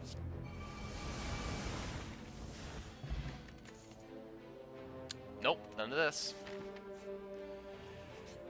Alright, here we go. I think I'm gonna need this.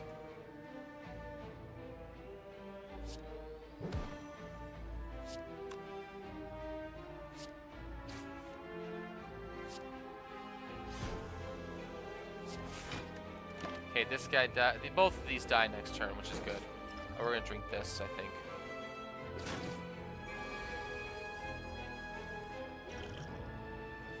Plated armor helps a bit, a good fair little bit here. Okay. Let's see.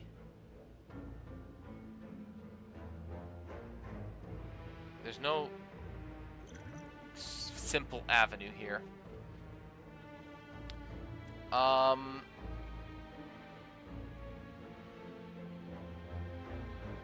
I carnage this one. And then I twin strike and strike this one. I think I have to use the energy potion here. So carnage, twin strike, strike, and I just eat the 30. I just eat the 30 damage.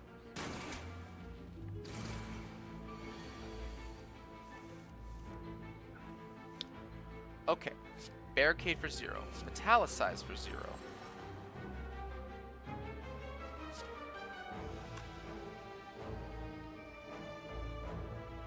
I can't play the Juggernaut this turn, unfortunately.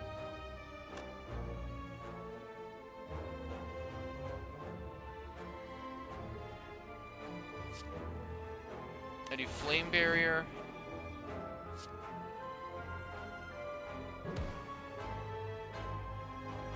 Block. I do live.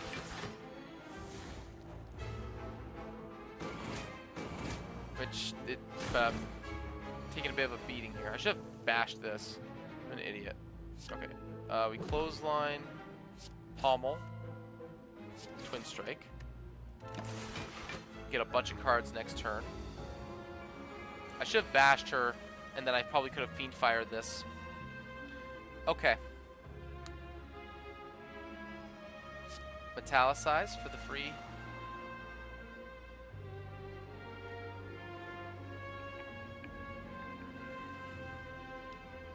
This is what I was afraid of. I think I carnage this one, and then I Iron Wave, strike. I can upgrade the arm. Upgrade. No, that's already an upgrade strike, so this won't be enough. But I can do that on the Dark Embrace, so I can play it. So I think it's Carnage,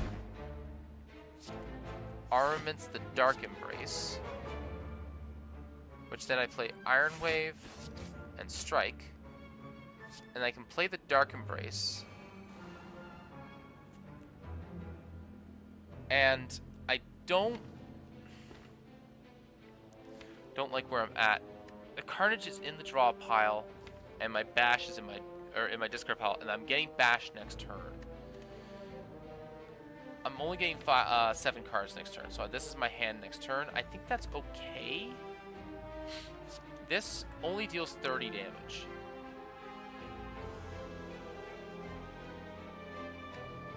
I think I just eat this. Like, I have 9 block for free at the end of my turn, which is good. Okay. Jugger. Alright, that. Bash. Block. I want the extra draw next turn. I only take 11 here. Okay, I take 11. Really? Okay, so we do you. You. And you do the most damage to that. We do that. So I still want to draw as many cards as I can next turn.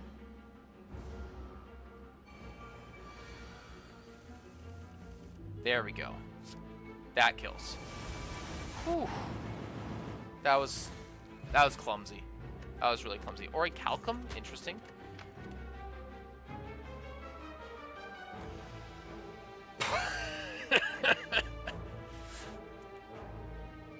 We're taking another shrug, I think.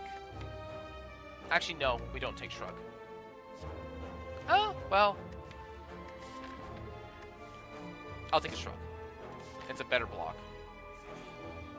Please give me something. Okay.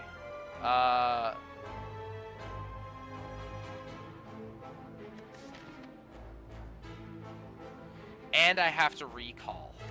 Oh boy. Just lose 4 max. Okay, this isn't too bad.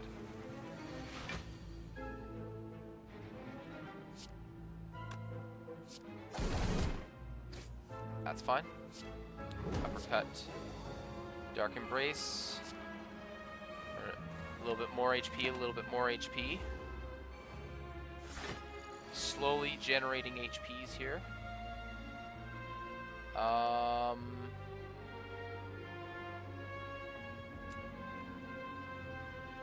Add in 1 minute, okay.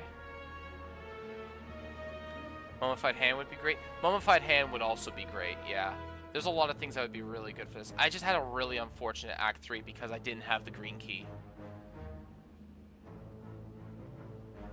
This does 6 times 10, which is not enough. So let's shrug here. It's armaments. Let's just get a bunch of block going. And I can afford to lose out on this to get more cards. Ooh, excellent. Juggernaut.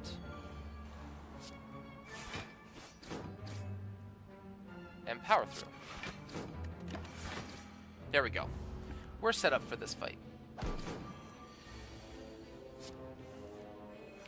I'm getting a lot of HP back on this, on my powers, which is good.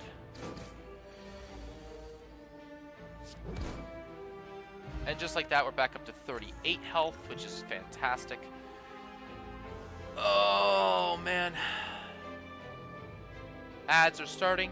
I'm going to go get myself a cup of coffee, and we're going to take a breather before this next mess.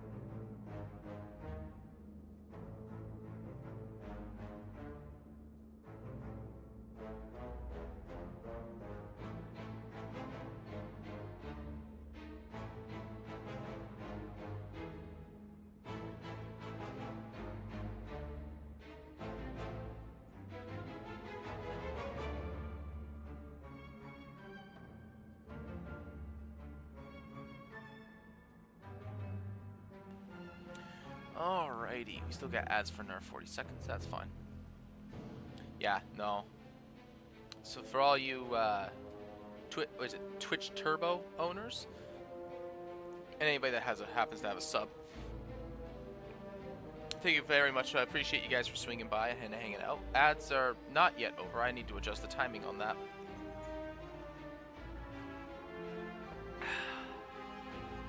I think Twitch occasionally just doesn't actually pop ads out when it's supposed to. It has to spend time trying to retrieve them. Alright, that's the end of ads. Where's my cursor? There's my cursor. Alright, so we're going to get rid of that. So, we're going to go for this question mark here, I think. Actually, so is it better to go for the... I'm going to actually look this up. I need to know what this are. Slay the Spire events. Events. Act 3. There's a total of 8 events in Act 3. I am aware of this. Let's see here.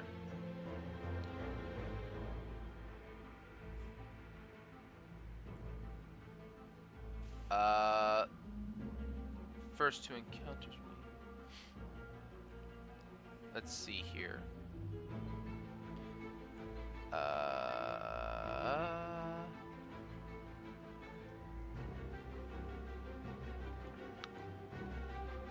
8 events. So we can get Falling Mind Bloom, the Mori Head, Mysterious Sphere, Secret Portal, Sensor Stone, Winding Halls, and Tomb of the Lord of the Red Mask. I don't think I want...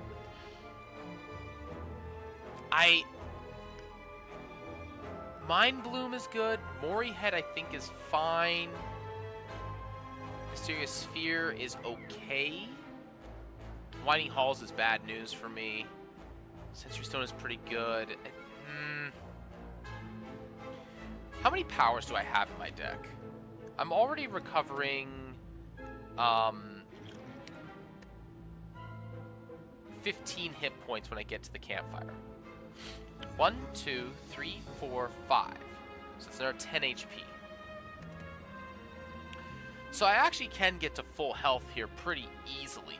And most of these hallway fights are kind of not dangerous to me. It's these elites, it's that Reptomancer that really, like, punched my face in. So, and we don't have to deal with the Reptomancer. And at worst, we have to deal with like two of the burning sentries, and which I can't remember the name of off the top of my head, or an Act 1 boss. Well, an Act 1 boss is easy. It's very unlikely I'll take damage there. So, I think that the correct answer is... I think it's actually just take a regular fight and hope for the card draw. Yes, dear?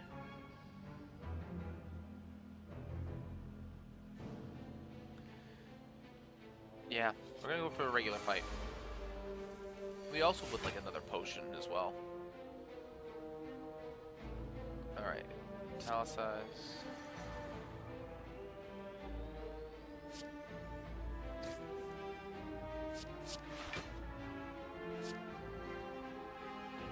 Yeah, just to get rid of it.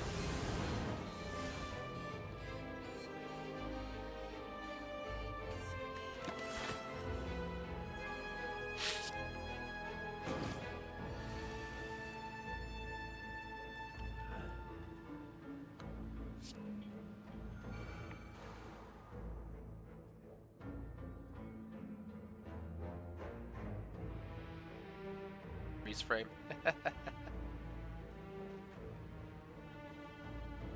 Alright.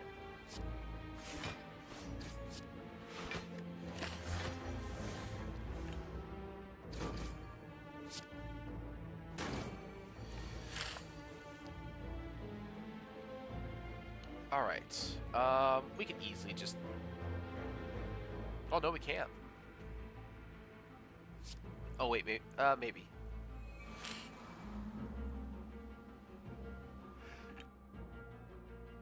My goodness.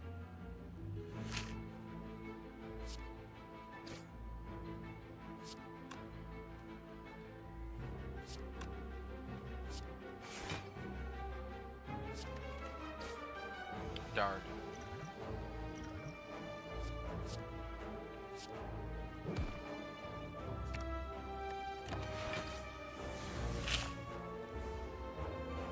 I didn't want to take a chance on a 1 and 3, and I didn't want to take 25 damage there.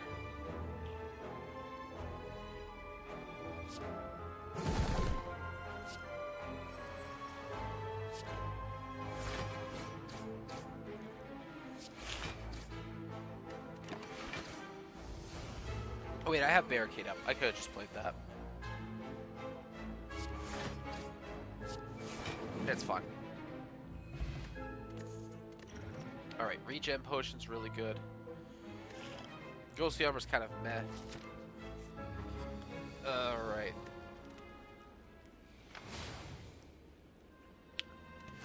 This is... Oh boy. This fight's not too bad. This one isn't the one I'm worried about. It's the next one. One moment, I gotta blow my nose.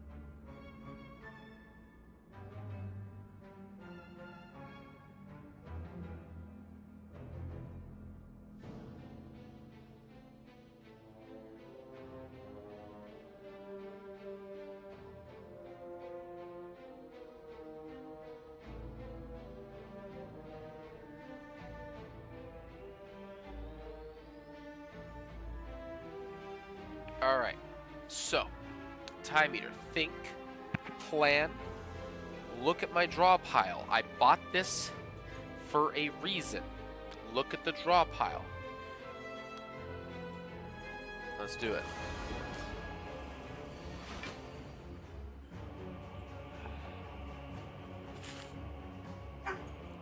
Okay. So, play with intent. I think I'm going to be taking enough damage, and the fight will go long enough that I will definitely get the value of this. Because I'm 17 health off right now, which this will heal 5, 9, 12. Yeah, I'm going to get the full healing out of it, as long as it goes 5 turns, which this will definitely go 5 turns. So, I believe this is probably a blocking turn. We're going to start with the shrug. Metallicize. Defend. We full block.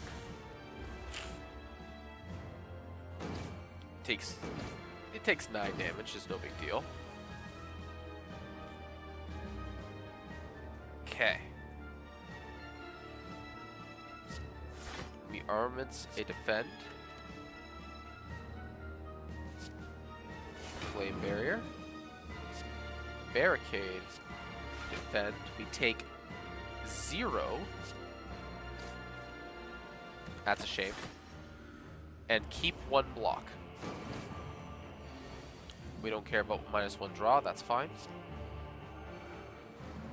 This is good. Actually, this works out perfectly.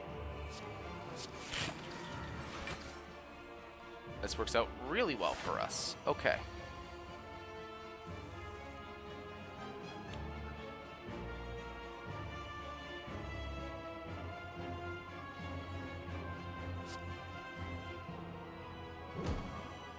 $30-something damage. That's fine.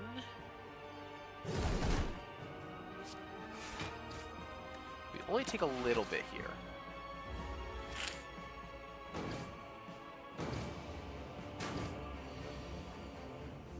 Okay.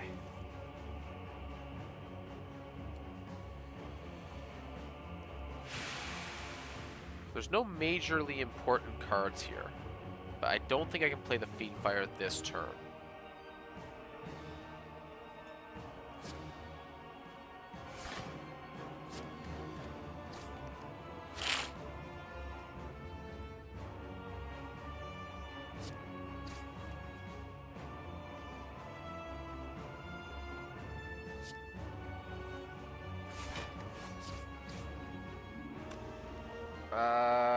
I'm taking off quite a bit there. 4 cards next turn is fine. Perfect blocking.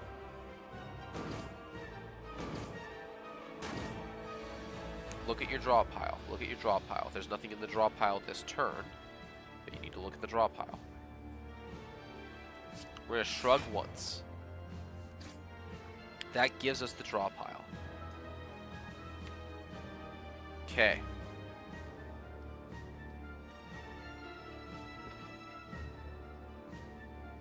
Next turn we're drawing 10. The only card I really want to keep out of all this, if I have to keep a card, is going to be Power Through. So as long as I can play Power Through Fiendfire, I'm actually very okay with that hand. I would love to play the Uppercut or the Clothesline as well, but ideally the Uppercut. He's already close to half. I also can only play 2 cards next turn.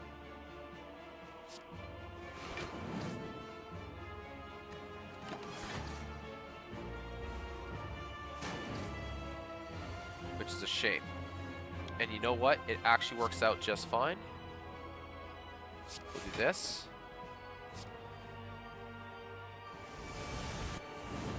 That's an okay turn.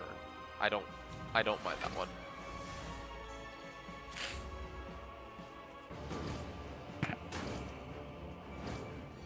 All right.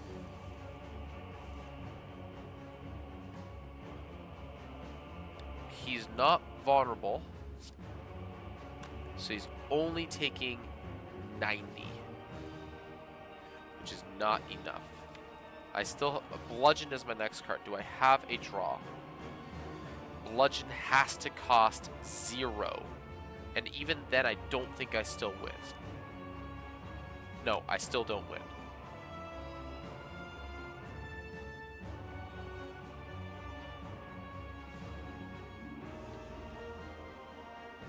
Hold on.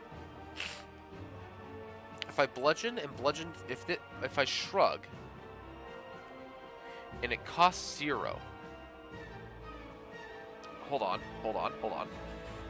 If it costs 0, I do 7 damage, bludgeon for 8. I need to write something down here.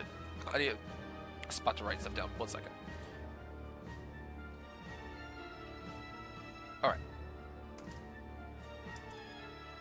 Alright, so we have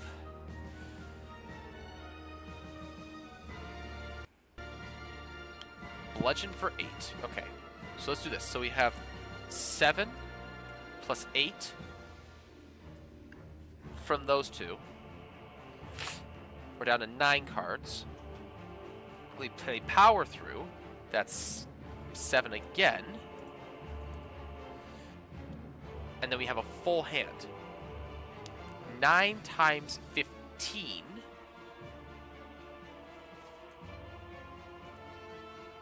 That does kill. That is lethal. If this draws and bludgeon is a 1 in 4 on... there's a 1 in 4 chance that I just win here. I do not.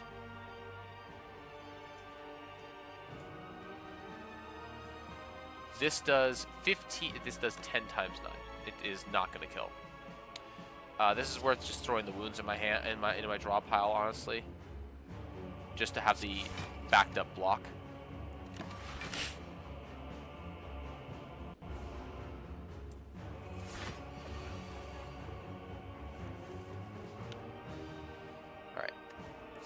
Flame Barrier. Pummel Strike. Shrug for 0. Metallicize for 0.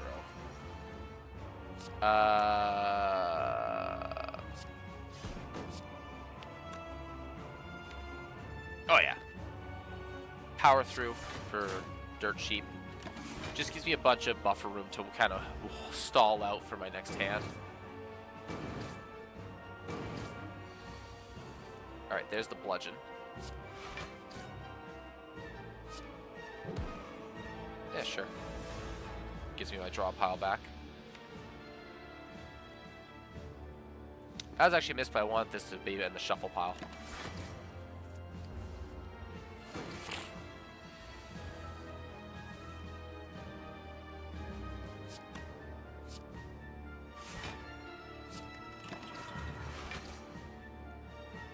Slight misplay there. It's fine though. I only take 4.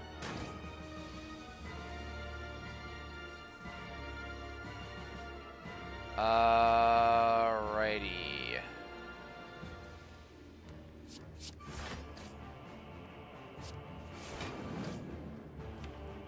Fiendfire is in my next hand. I want to be able to draw the full hand this time.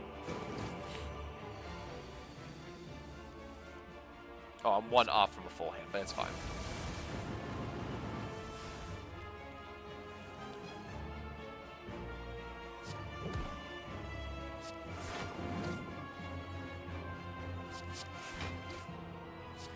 Okay, there we go. Honestly, it was a little janky. It got a little messy, but we got there. This is what I was hoping we could avoid.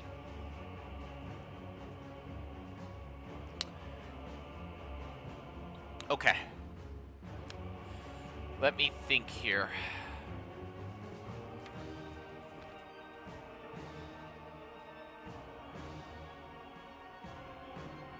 And this opening hand sucks, man. I'm taking 12. I think that's just take 12 and throw Carnage at them. I need the Carnage for some damage.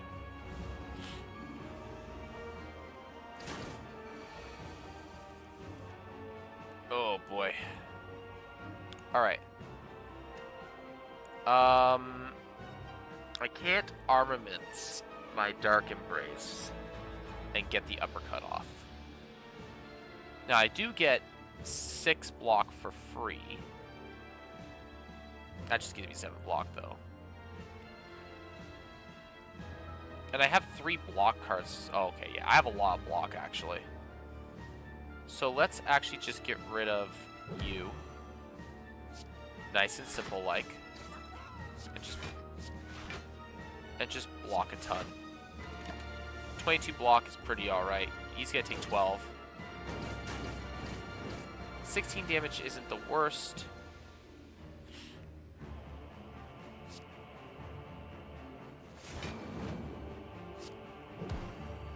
Okay.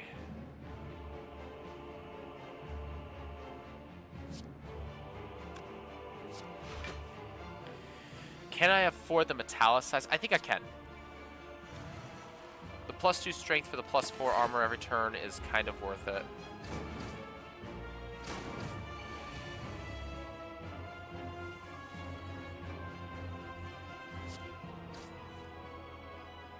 Oh boy.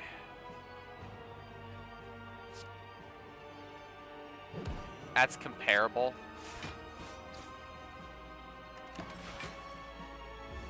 I'm taking a bit of a beating here. Oh boy. Okay. Okay. Start there.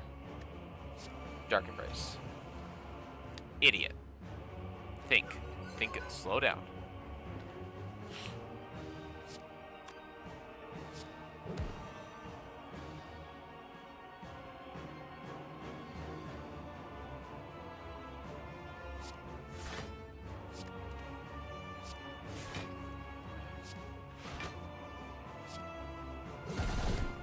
I think think I live. It's very close. I think I live. Yes, I live with 2. Okay. Now I'm pretty much dead at this point onwards, unless I can find a way to...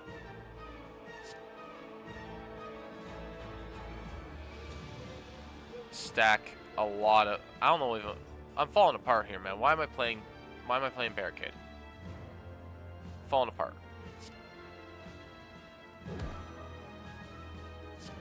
Yeah, there wasn't a way for me to generate enough block, unfortunately. Damn.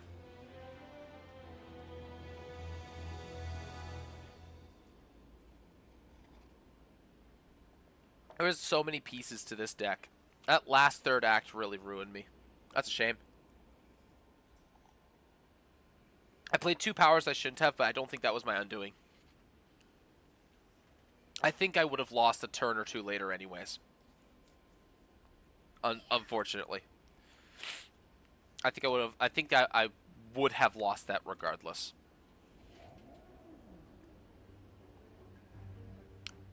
Hard to say for sure, but I think so. Okay. Next. We are doomed to shop early. Damn.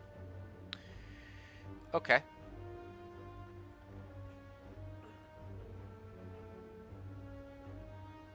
Hexaghost is a fun little fight here. I think it's just take a random common relic here. Happy Flower's common? I'm always surprised. Okay. I think we take this route just because there's a better chance of us getting something that's actually powerful for us to actually pull this off.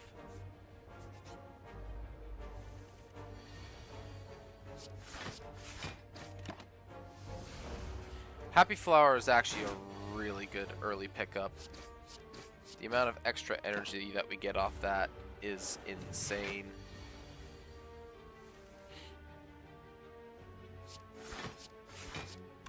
Like this turn, where I can actually bash instead of just strike.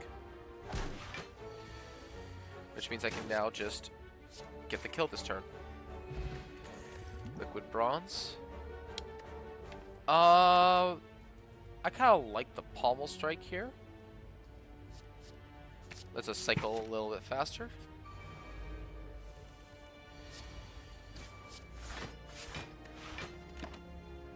Alright.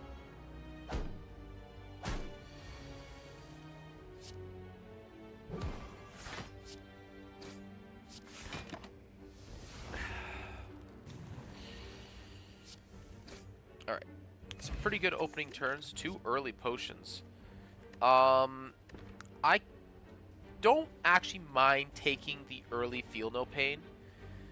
And the main reason is because I like taking it into Centuries. Specifically.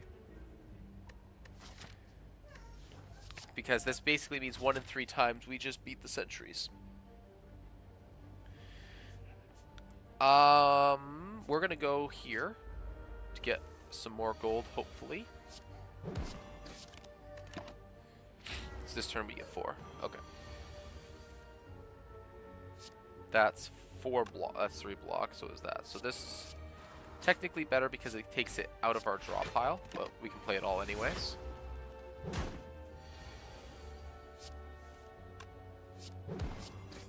Excellent. I like Iron Wave here. It'll let us remove a card for 7. Okay. We'll remove a strike. Shop.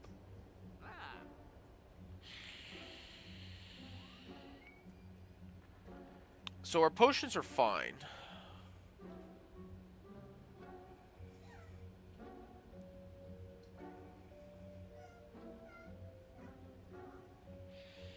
Wish we had 8 more gold. those low rolls kind of screwed us a little bit.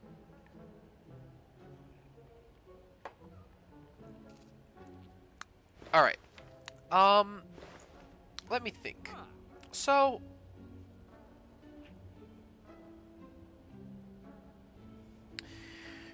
I think that our deck is good against Tri-Sentries, and that's kind of it right now.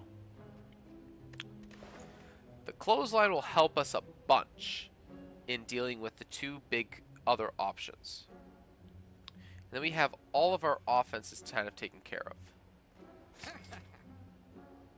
For this kind of, like, to deal with elites. I kind of like the idea of removing a second card here, possibly a defend. But, because two of these fights I don't even really want defends, and the one that I do get, I don't need them.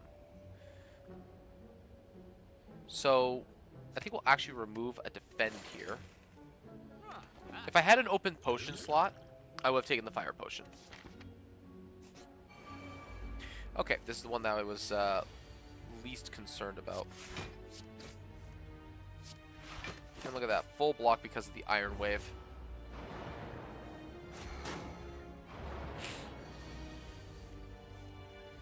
This is rather unfortunate. Feel No Pain is in the bottom of my deck. I suppose I could have played my potion for it, but it's fine.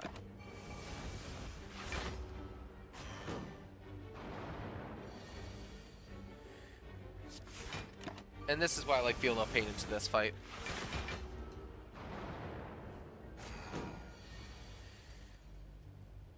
Oh, hello.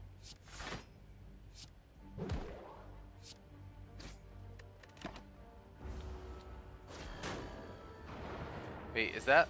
Okay. So I am going to take 1 damage.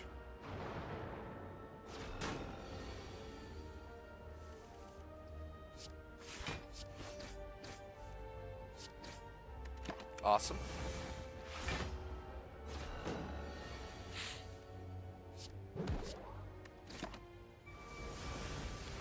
Okay.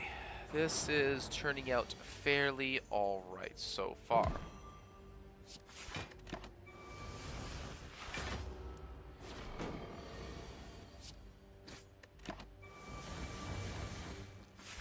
Do-do-do.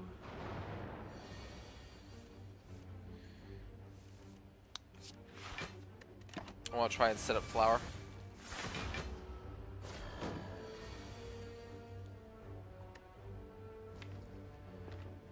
Yeah.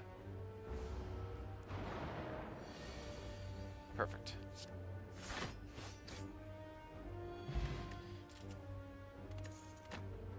Gambling chip. Hemokinesis is a good card here, especially when we're dealing with the big old Hexaghost.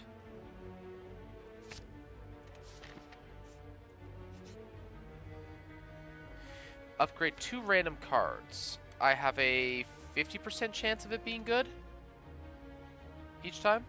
Yeah, we'll do it. Alright. 29 hit points. Howdy, I'm the GOAT. I don't know about that. But, that's okay. Hi, sweetie. What are you doing? What's that? What you doing? Why don't you go play? Yeah? Oh, can I have one? Ah. Yeah? Oh, you better run. I'm gonna get one if you don't. Off you go. Oh, there you go. Off you go. Okay, I'm at least a goat. You know what? I'll give you that one. At least a goat. Oh, do we... Oh, no, we're going this way. Get the camp. Oh, wait, no, that way. We have the gambling chip. Do we... we're going to have the hand that we want, right? And it's always going to be Lagavulin or Gremlin Knob. And these cards do well into both of those. Yeah, especially if we smith this. Yeah. Yeah, we're smithing. Might be a little bit greedy. Nunchaku, that's really, really good. Alright. We get rid of this.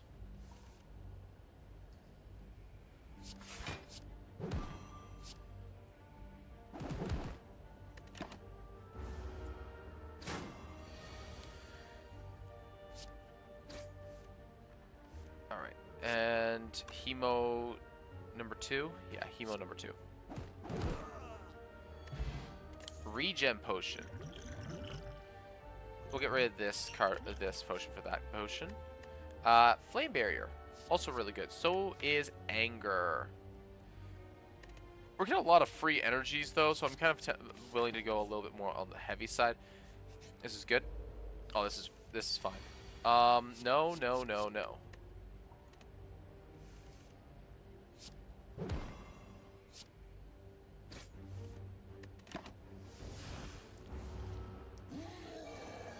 This works out reasonably well for us.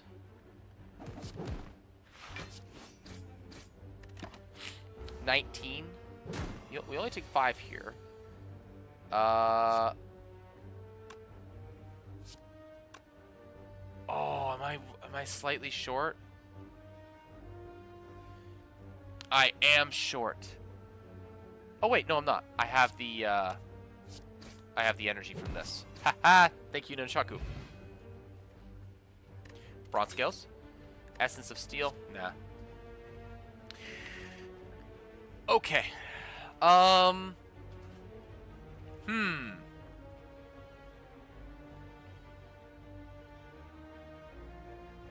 It likes to go riskiest route for the best runs.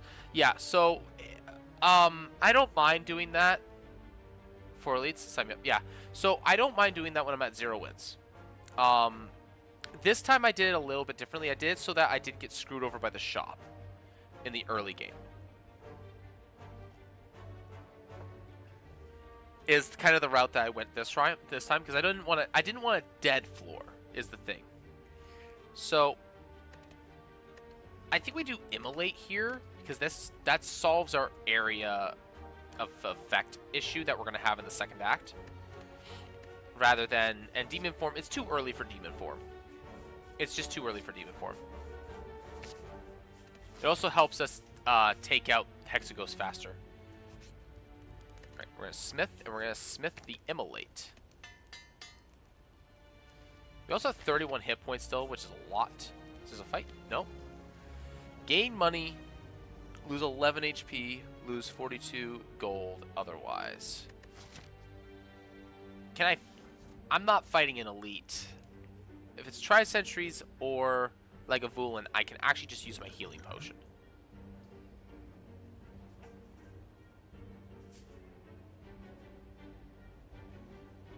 Oh, the Watcher? The Watcher is a ride. The Watcher is a whole other kind of monster. You know what? Because I have the healing pot, I'll do it. Yes, Ember? Ooh. Alright, let's go. Alright. We drink.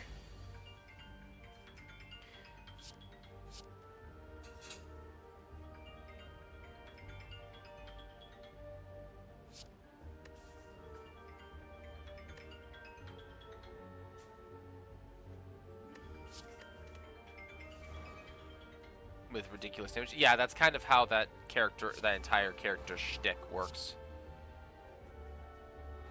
I'll take 10 here, because I'm going to recover 5, because it pretty much obliterates them down to very low. And I can take one of these guys out very easily and probably block as well.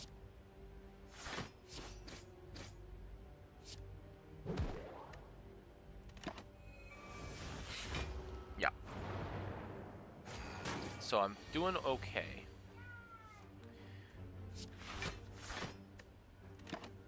I want to try and get as much value out of this potion as I can.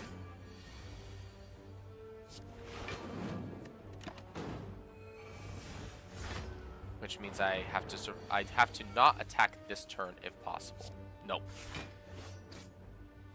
So back to 28 hit points, and I got a toxic egg. So it's... Yes, Ember? What's up, sweetie? No, 1 second, guys.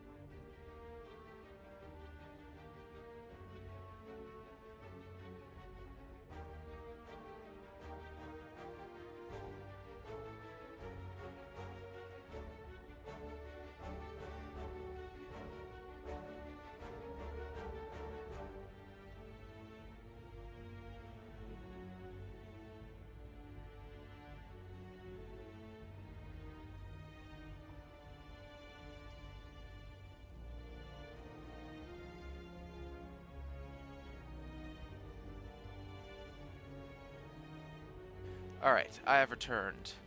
Morning there, Rexy. So, I'm kind of biased towards the battle trance here. The reason is because this is a DPS race. Like Flame Barrier does help as the DPS race, but this is a DPS race, meaning I really want to try and get to my good cards as quickly as possible. Unfortunately, this is a really good card, but doesn't do anything for me. This is a fine card, but I don't scale off of strength. I don't have strength scaling cards. I have just regular cards. So I think it's the Battle Trance, and we just move on. And then we Smith, and we very specifically Smith in this case. We are relying very heavily on Vulnerable to get the damage off, so I think upgrading Bash is going to be very important for us in this upcoming fight.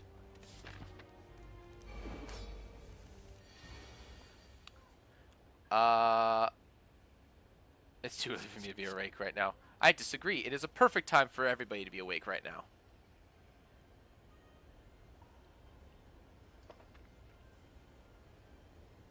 It is only 8 a.m. Actually, it's actually 8 a.m., meaning it's actually quite late in the morning as far as I'm concerned. Do I want to have the Feel No Pain in my hand just to play it so that it's gone?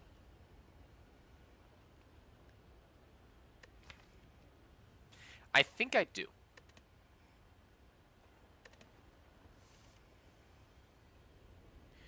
Okay. I would have loved to have played the Immolate here, but it's absolutely 100% always the Clothesline. I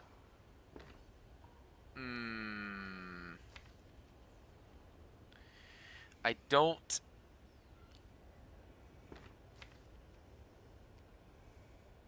I don't want to play Battle Trance into this. I should have played Battle Trance. Oh well. At 3 or 4 in the morning, damn near every day, and wake up at noon, though. That is fair. That is fair.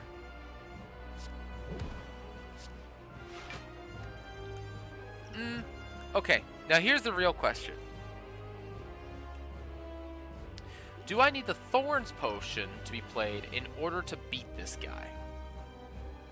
He's going to be taking 6, 7, 8, 9, 10, 11, 12, 13, so 36 damage on his own from this.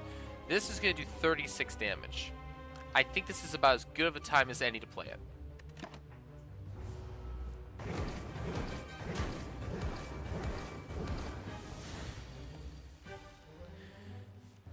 I wish I had this last turn.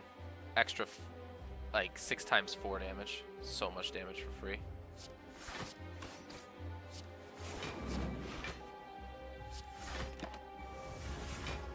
$30 block casually. Okay, this is a... We're taking damage here, but we knock him down to like half health. We gotta capitalize on the low, on the vulnerable while it's there. Battle trance. So I actually want to go boom, pow. I take 1, but he's buffing this turn. Oh gosh, this is ugly. Okay, yeah, that's fine.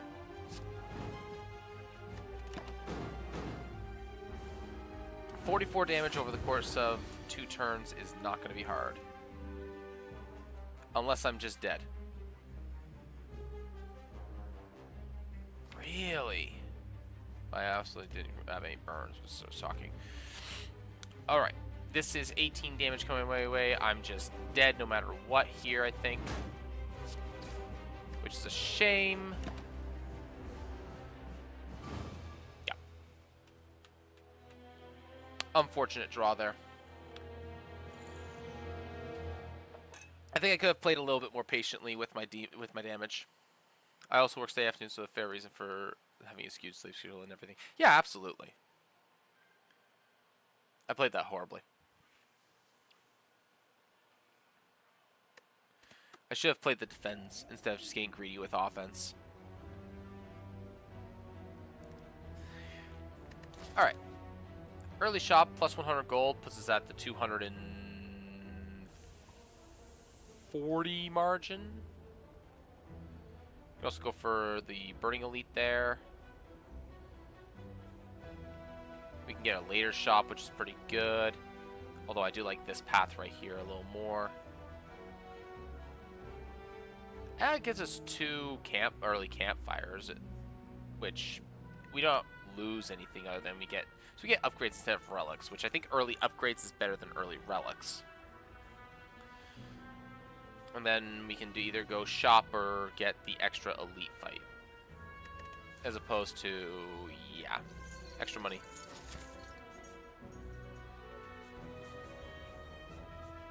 Alright, let's go. That is a rotten turn 1. Which means that my turn 2 is going to suck too.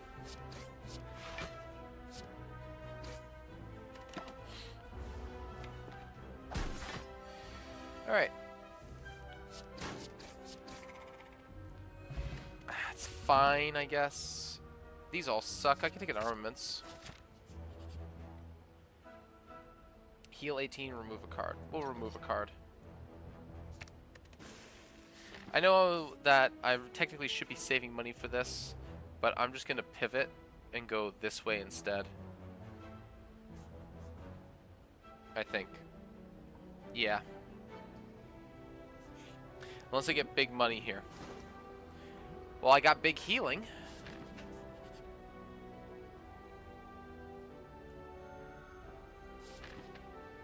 $140 is not enough to really gain anything, so we'll go here. If I can get a good card, I might go for the Burning Elite, but that's unlikely at best in this circumstance.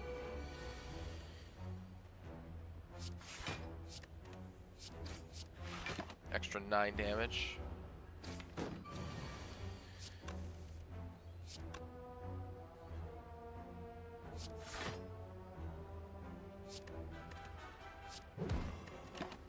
Just because it'll be easier to get rid of them next turn. Yep, there it is. Good. Blood potion, awesome. I'll take a whirlwind here and go for this fight. It is a rough fight. Oh, we're drinking this.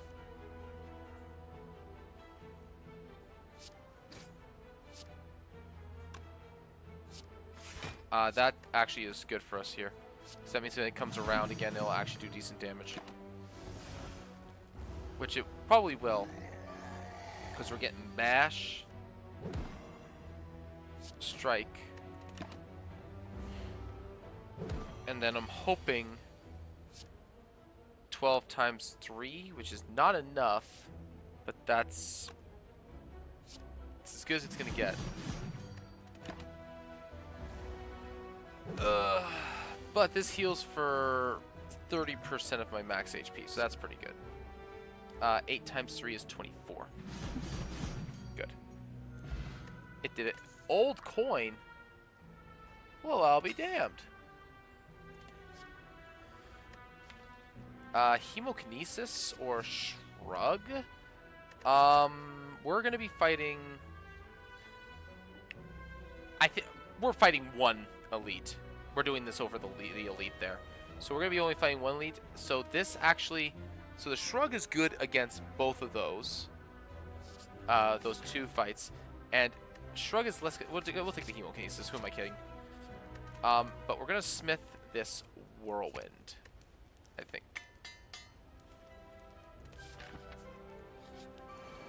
Because now Whirlwind just beats hallways. Interesting. So I don't think I want the Carnage now. I think it's close, but I don't think I want Carnage. Dual wield is interesting in that I can get 2 copies of, like, Hemokinesis or get an extra Whirlwind into my deck or something like that. Or even better cards later on. I think this is going to be an investment card. I will take it for now. Meal ticket. Alright.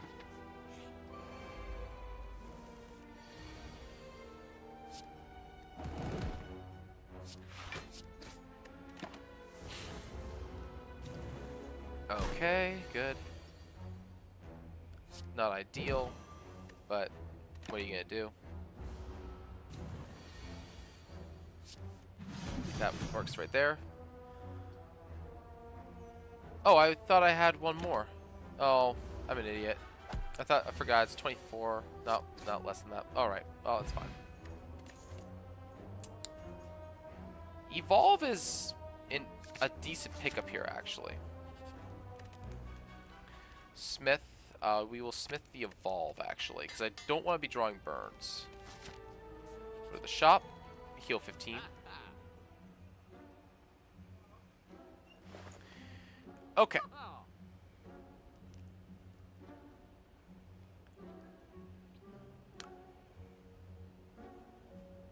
I like the bag of marbles.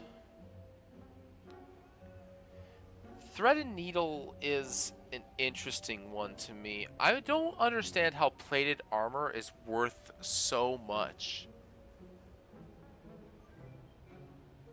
Like, I don't understand this being a rare relic. I mean, I guess I kind of do, because it's giving you 10 health every time you take damage, effectively.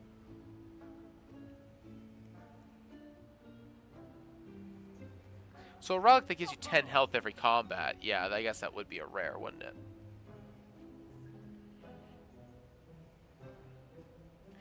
I don't really need...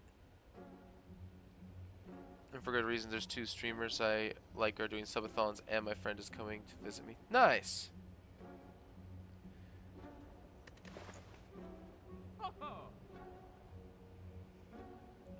This will make it so that I just don't take a ton of damage in the...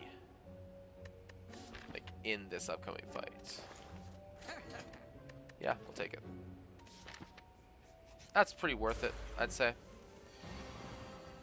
Oh gosh.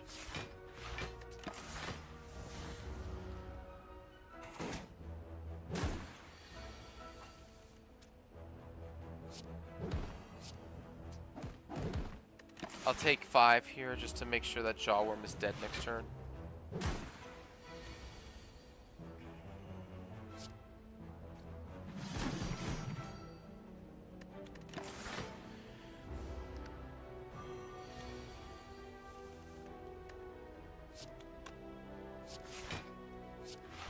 Oh wait, I could have dual wielded the strike and gotten the kill.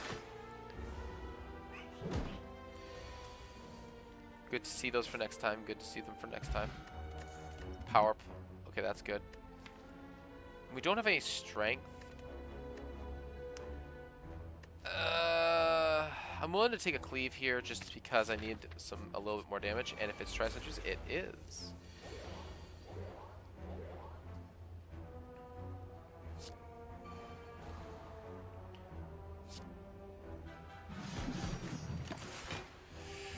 Alright. That's fine.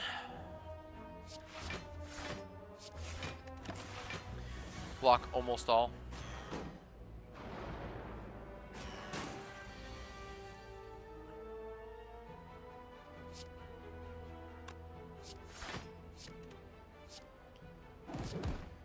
That does not kill, so we'll just do that. So we get the full block.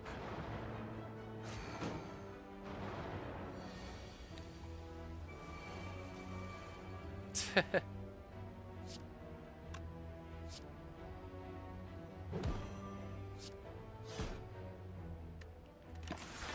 can take 10 here, it's fine. Whew.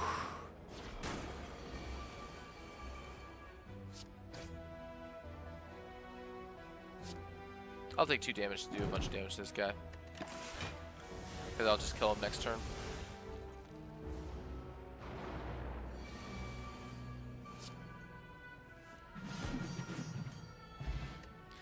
Bag of prep. I don't think I want any of that. Yeah, no. Then we'll smith the hemokinesis.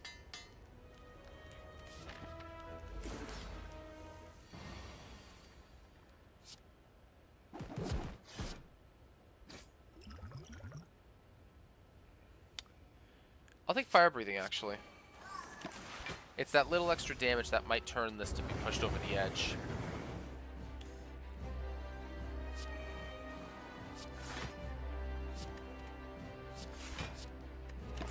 Blocking 17 isn't bad here. It's not great, but it's not bad.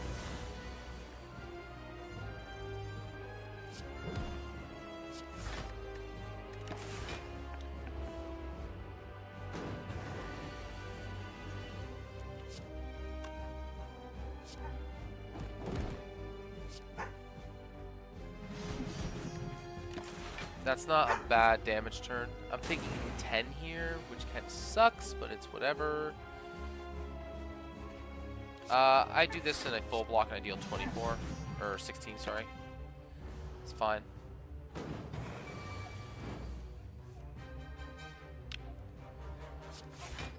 Armaments, upgrade the bash. Luna, I'll let you out in a minute.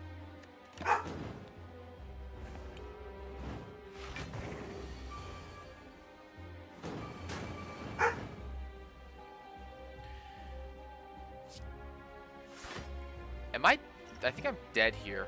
2, 4, 6, 8. Yeah, I'm dead if I don't drink this. Yeah, I'll let her out in a second.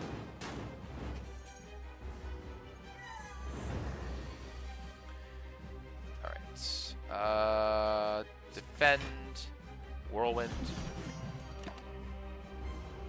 I think I can kill this turn, probably.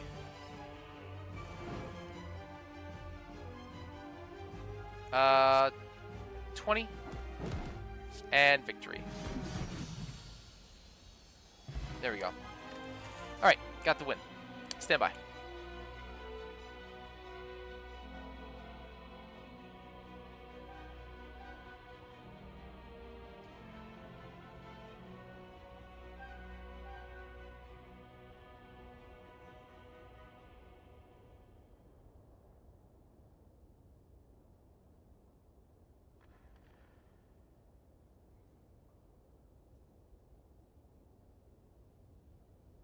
Alright, so we got 2 minutes until ads come through again. I might just preemptively run them after I get the boss relic here.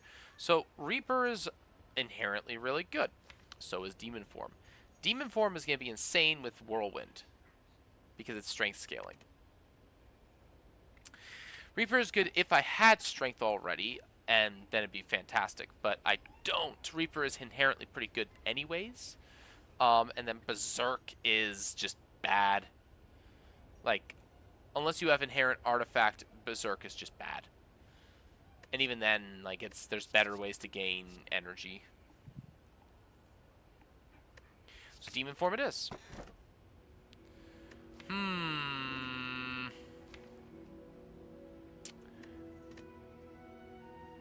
Well then.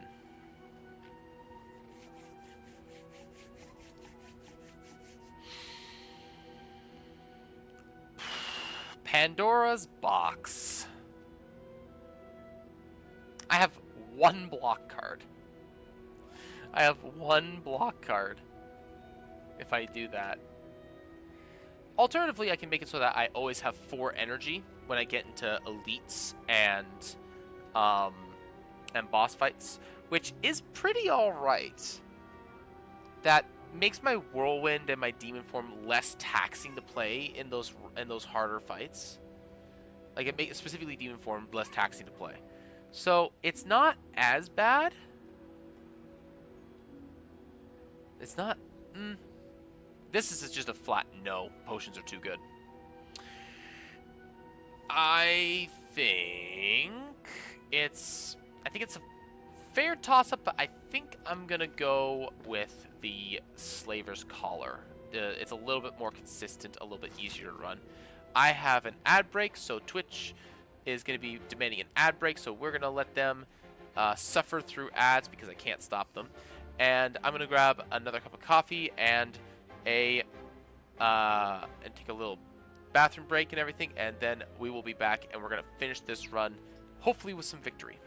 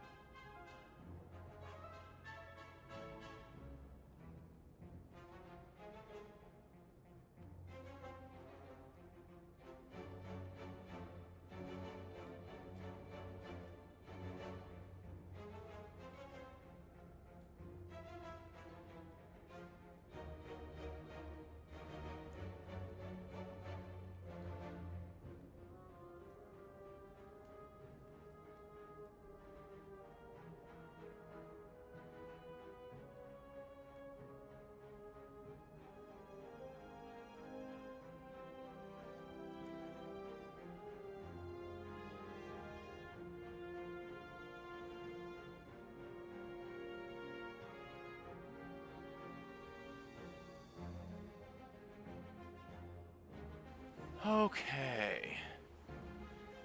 Back to it. Alright. Let's see here. So, collector.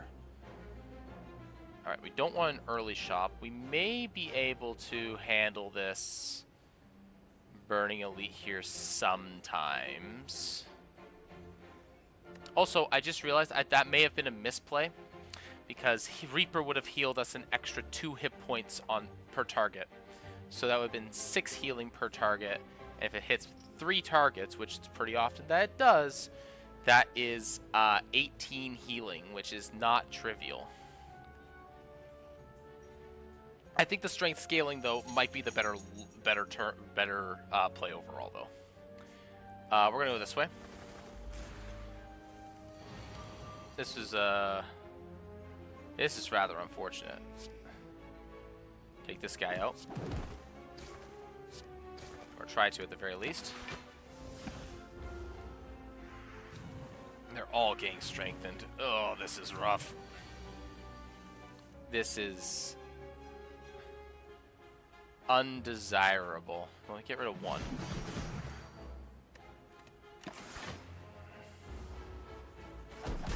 This is not a good time.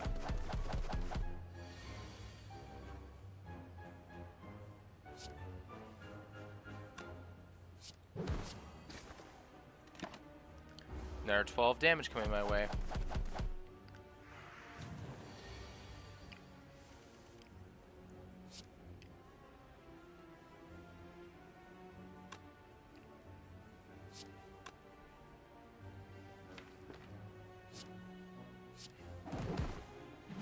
It's fine. Okay. Oh, Rexy, I have the stuff for the West March up. The Pathfinder West March up. I think you said that you were interested in potentially joining that?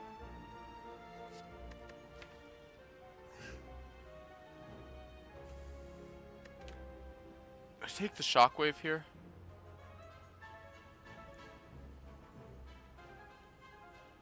Or the power. I think I take the shockwave.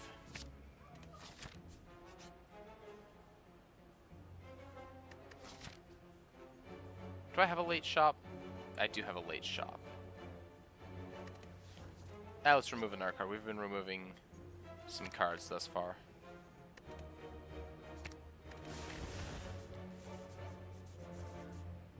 Let's go here. No. Screw these guys.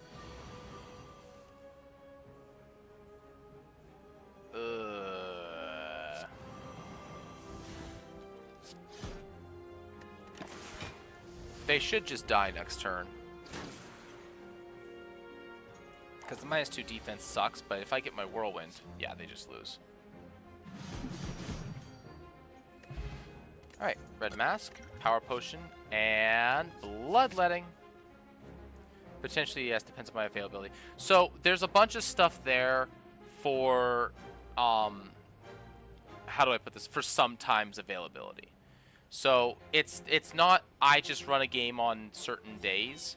It's I have open slots, people book that time. And if there's other people that are willing to GM in the same setting, then it's the same pool of players, same class, same pool of players, same characters, and everything. Time. And if there's other people that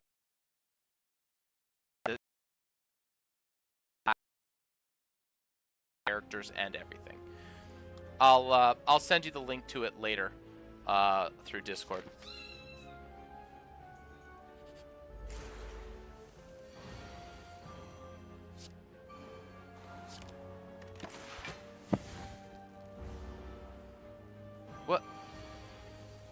What the hell?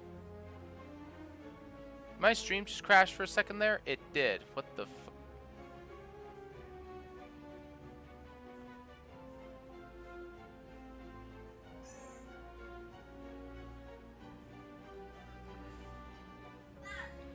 Should be back in a second here. I'm gonna snooze some ads. My goodness.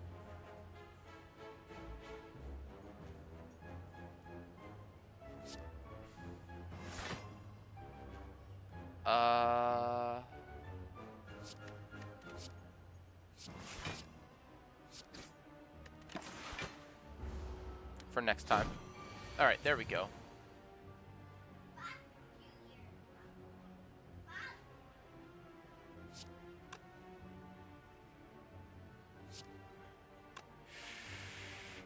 Oh, this kinda sucks.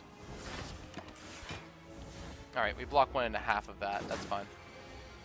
Because I'm scaling up here. Yeah. 40 damage. But yeah, I'll send you a link to that later there, Rexy.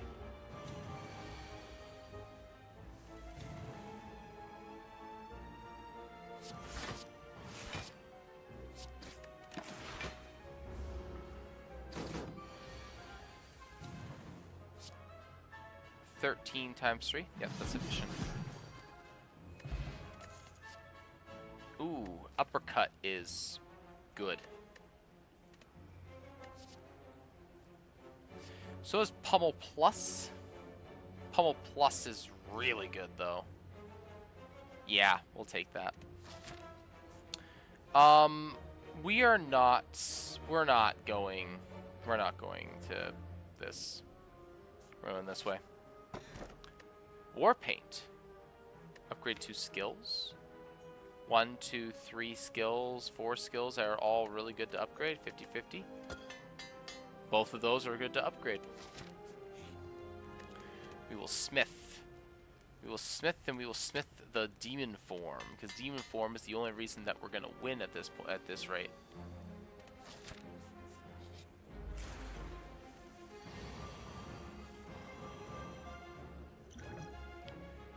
We're gonna drink the potion,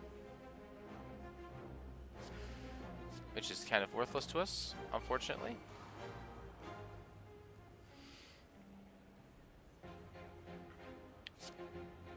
Demon form. And armaments. And just because we can. So I take a little bit of damage here. Not a lot, but a little bit.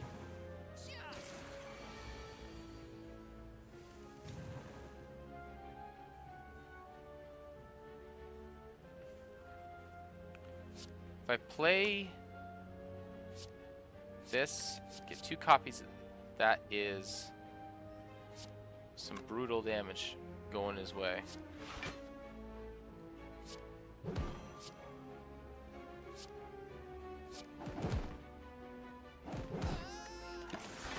$100% worth it.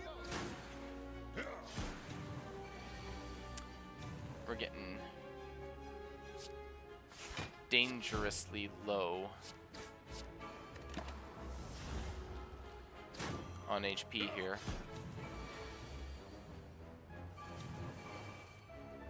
Alright. Oh.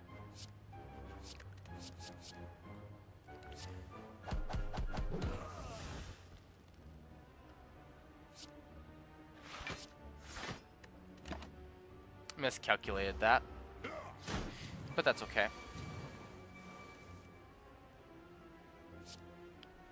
15 times 3 is not, or 15 times 4 is 60. We're good.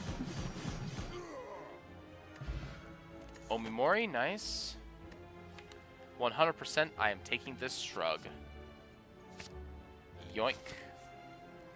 And we're gonna rest here. And we're gonna keep going up. We're gonna get bird-faced urn again, which is really nice. We're gonna go in here.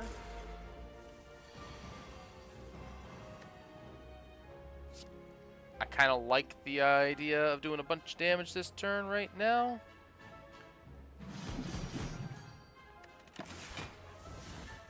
She's going to heal herself, but this is going to make it so that we can just do some damage here.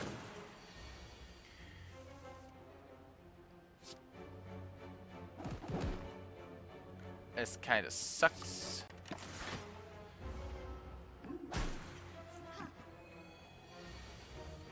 Alright.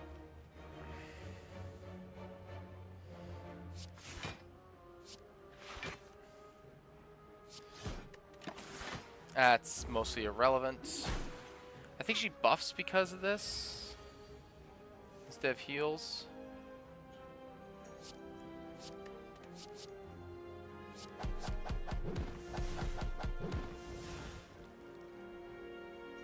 does 10, so we'll just do that. Get rid of him.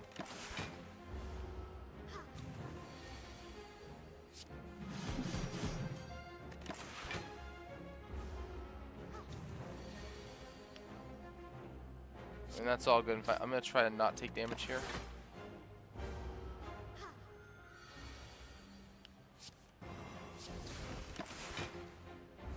I have all these weird utility cards in here going on that I don't really need. I miscalculated that. I thought I had one more energy because I keep thinking this is an elite fight.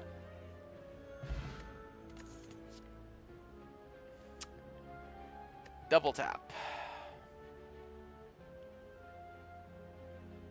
Maybe.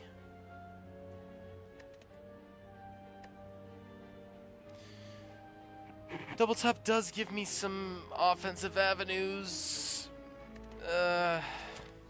No. Oh, yeah, Snecko.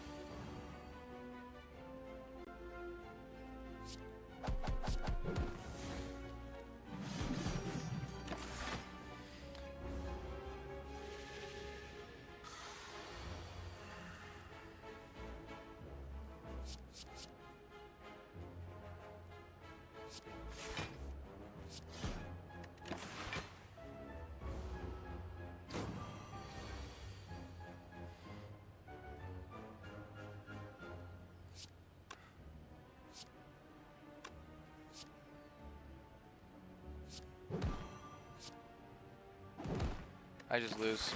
I don't have a way of blocking enough. Damn. Alright, that is unfortunate. Well, we got really close today in one of our fights, and it was arguably in the least valuable and the least useful deck overall. So, I'm going to call it there, I think. Thank you very much to everybody that swung by that did. Really appreciate you all. I am going to be hopping off at this time. I'll probably be back tomorrow morning and tomorrow night. It is Monday after all. And I'm just going to hop off now, call it, move on. And probably just do some stuff for Pathfinder or D&D because I got some stuff coming up and I need to make sure that I'm all set and ready to go for it. So, without further ado, appreciate you guys, everybody that swung by, and until next time, have a nice day.